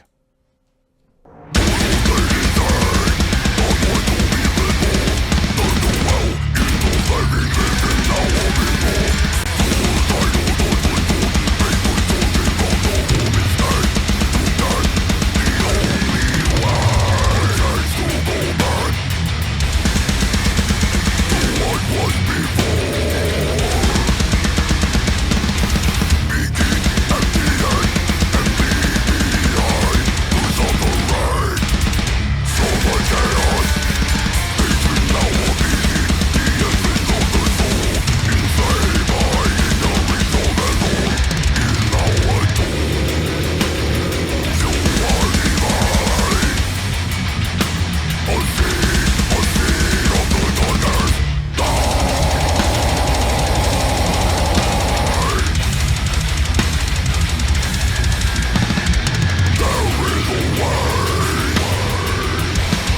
By the way, I fucked up when I spoke about Derek earlier. It's because further down the article, there's a piece here about bassist Derek Boyer commenting. It's because it caught the corner of my eye. It was Terence Hobbs, obviously, who I had on the podcast. So if Terence is listening, my apologies. My apologies. I did not mean to forget your name. You were a very enjoyable guest to have on the show, and hopefully we get to do it again at some point soon. But the actual song, love it. I think it's very cool. I mean, I think Ricky Myers does a pretty decent job of. I'm trying to think. Is he imitating Frank Mullen, or is it fair to say he does a pretty good impression of Frank Mullen, or should we hail the fact that he sounds pretty badass in his own right? I would go with the latter. He does sound pretty hard. And I can see him pulling off. I mean, I have seen some clips of him live, and he does sound pretty good doing some of the older songs. So I can see him pulling off those songs pretty easily. Yeah, so far, so good. It is gutsy putting out a death metal album in 2023, as I've said before, for reasons we all know. And they include the fact that just about every major death metal band on the planet is doing it. But it's a nice little topper to 2023. Something coming out in November, just to give us one last ass kicking before we see out the year. I can dig it, and if the music is going to be this good throughout the album, then I am definitely down with it.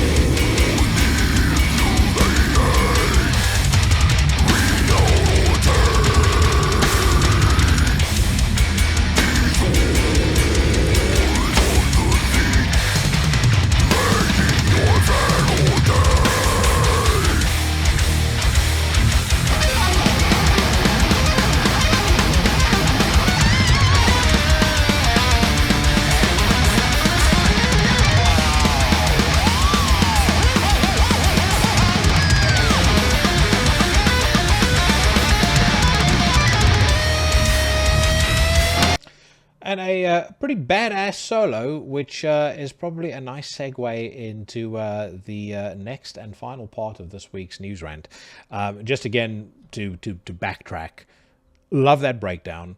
Love all of the performances that we've just heard, including Ricky's. I think the bass production on that song is, I mean, the way it's coming through on these headphones is fucking fantastic. So yeah, total top-notch effort from the Suffocation men.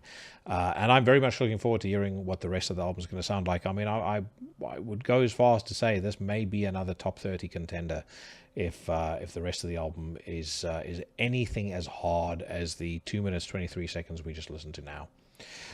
Anyway, like I said, we're going to cap off this week's news rant, not with a trip to the Democrats' Guide to Rock Music, although I can give you a spoiler of what would have been on there. Corey Taylor, I hate Trump. Ted Nugent saying something that Borry doesn't like. Tommy Lee waving his penis around to strangers. There we go. There's the news summarized that you would have seen on Blabbermouth.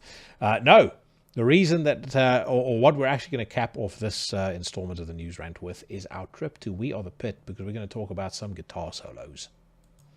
All right, so the article reads, let's face it, guys, there is no cooler instrument in the heavy metal pantheon than the electric guitar. While drums and bass provide the necessary backbone to most good songs, it's the legendary sixth string that delivers the almighty riff itself. There's only one thing better than a big riff, and that's an even bigger solo. I question that, but anyway. Here are the 10 best guitar solos in heavy metal history. Number 1, Ozzy Osbourne, Mr. Crowley. Solo delivered by Randy Rhoads. I'm going to, especially for older listeners of the podcast, I'm going to throw out something completely heretical here. I've never been a fan of Ozzy's solo material. Might have said that in the past.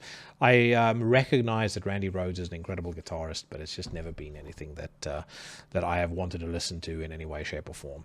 Slayer, Seasons in the Abyss, Kerry King and Jeff Hanneman. Like that one very much. I think that the entire Seasons in the Abyss is laden with incredible solos, much like, pretty much everything up to and including that record in the Slayer back catalogue.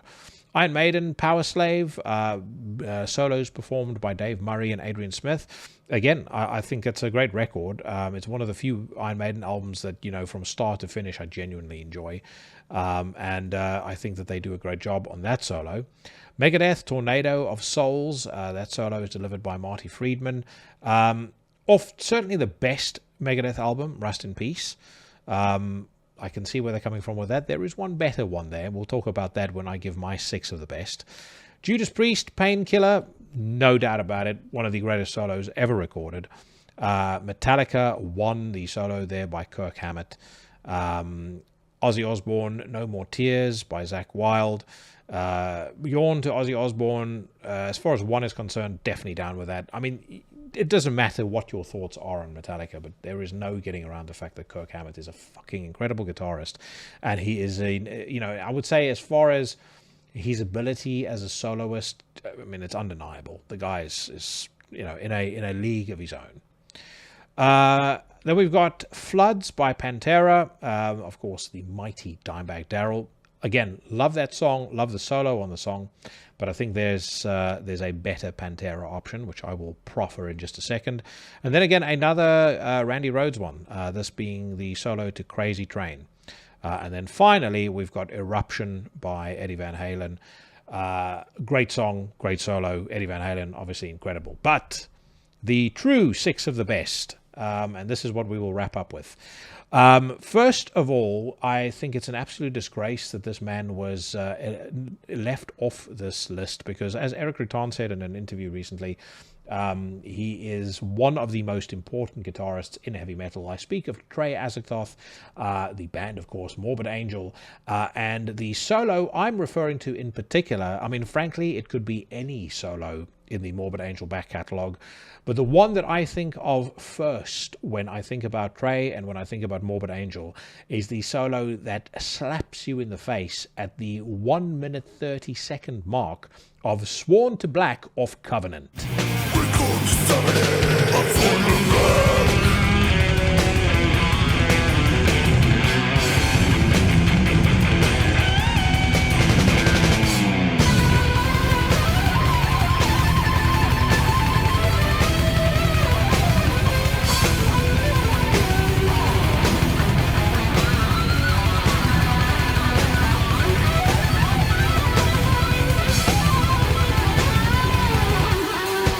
Next up, we go from a shredding, crazy solo where all of the unholy forces of hell are invoked to something that's a little bit more emotive. Maybe not what folks would put down as, I guess a standard shredders or, a guitar soloist's guitar solo. I would be remiss if I did not mention this guy, though, because I do think he's one of the best guitarists on the face of the earth, in my view. And if you've paid attention to some of the comments I've made on this podcast over the years, you may have guessed that I'm talking about Matt Pike, a guy who's maybe less known for his guitar solos than he is for just playing or ripping out one astounding riff after the other. But the solo that he delivers on Brother in the Wind off Blessed Black Wings is just absolutely phenomenal. It really amplifies and elevates the emotional nature of the song. And the thing that I love about it most is when you see him play it live, you can just see the emotion just pour right out of him. That's the great thing about Matt Pike, is when this man is firing on all cylinders, which is 99.9% of the time, it is as though the music is simply flowing from him.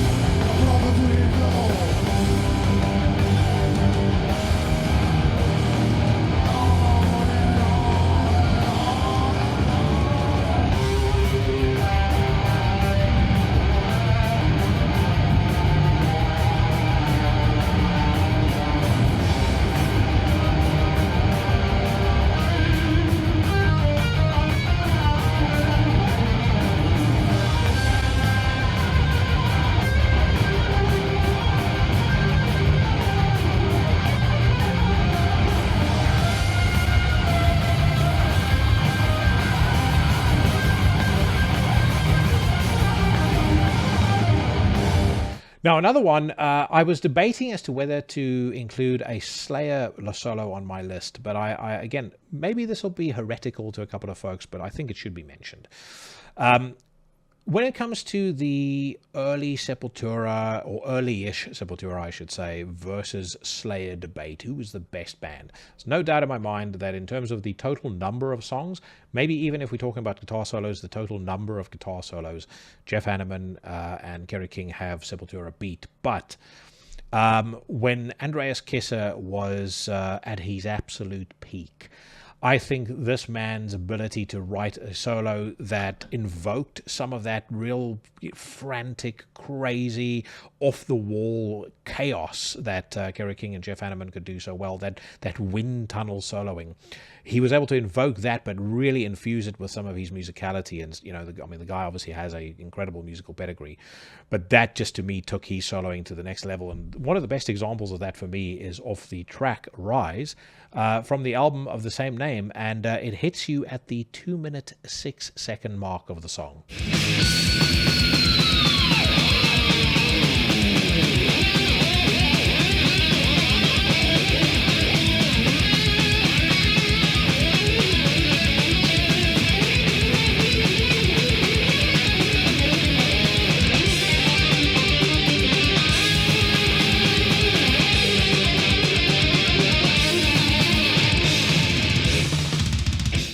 Next up, we've got my favorite Pantera solo. Now, again, there is several that I could have thought of including here. I love the solo that Dimebag plays on Tens off the Great Southern Trendkill. I think Tens, by the way, is one of the most underrated tracks in the Pantera catalog. But for me, the solo that when you listen to it, when you see them do it live, or at least when if you look at archival footage, and when Dimebag was playing the song live, and you saw him on stage doing it. It's just one of those solos where it's kind of that moment for him to step forward and just show exactly what he's made of. It was like you could tell how much he was loving every second of what he was doing, like how much love, how much spirit, and how much energy was poured into all of his solos. The solo in question is, of course, none other than the solo on A New Level.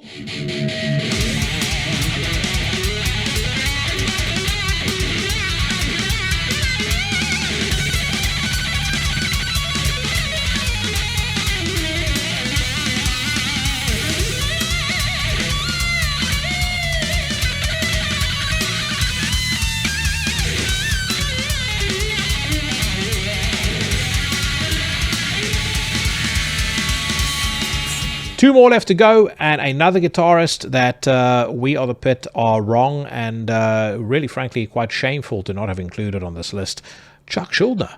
And the final solo, or actually the final song off the final Death record, The Sound of Perseverance, the song A Moment of Clarity is filled not only with incredible riffs and incredible moments, but just an absolutely stunning solo that, to me, maybe because of its sequencing on the album, and obviously the album's place in the Death back catalogue, there's kind of a sentimental element to it, and I almost feel like and maybe this is an idealized version or way of thinking, but this to me is kind of like Chuck's goodbye, and what a way to sign off.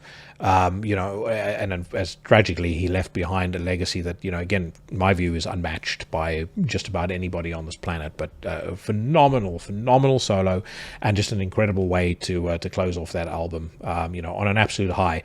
The song is A Moment of Clarity, and that solo hits you at the 2-minute 57 mark.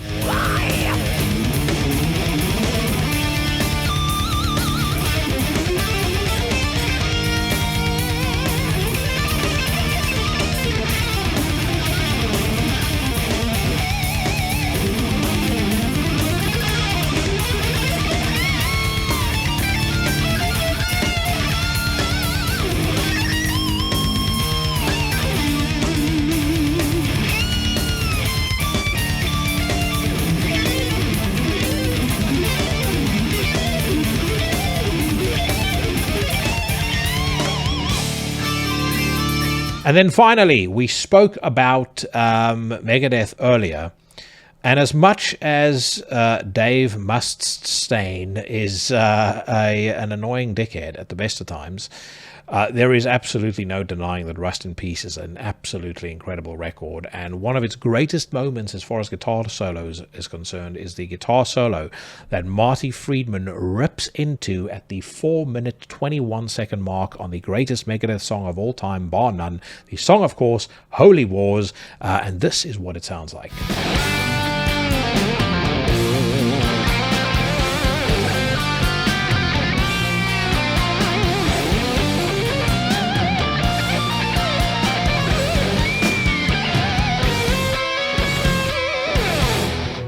That wraps up my favorite solos of all time, or actually I should say my favorite 6 solos that first come to mind when I think of my favorite solos of all time, and it also wraps up the news rant for this week.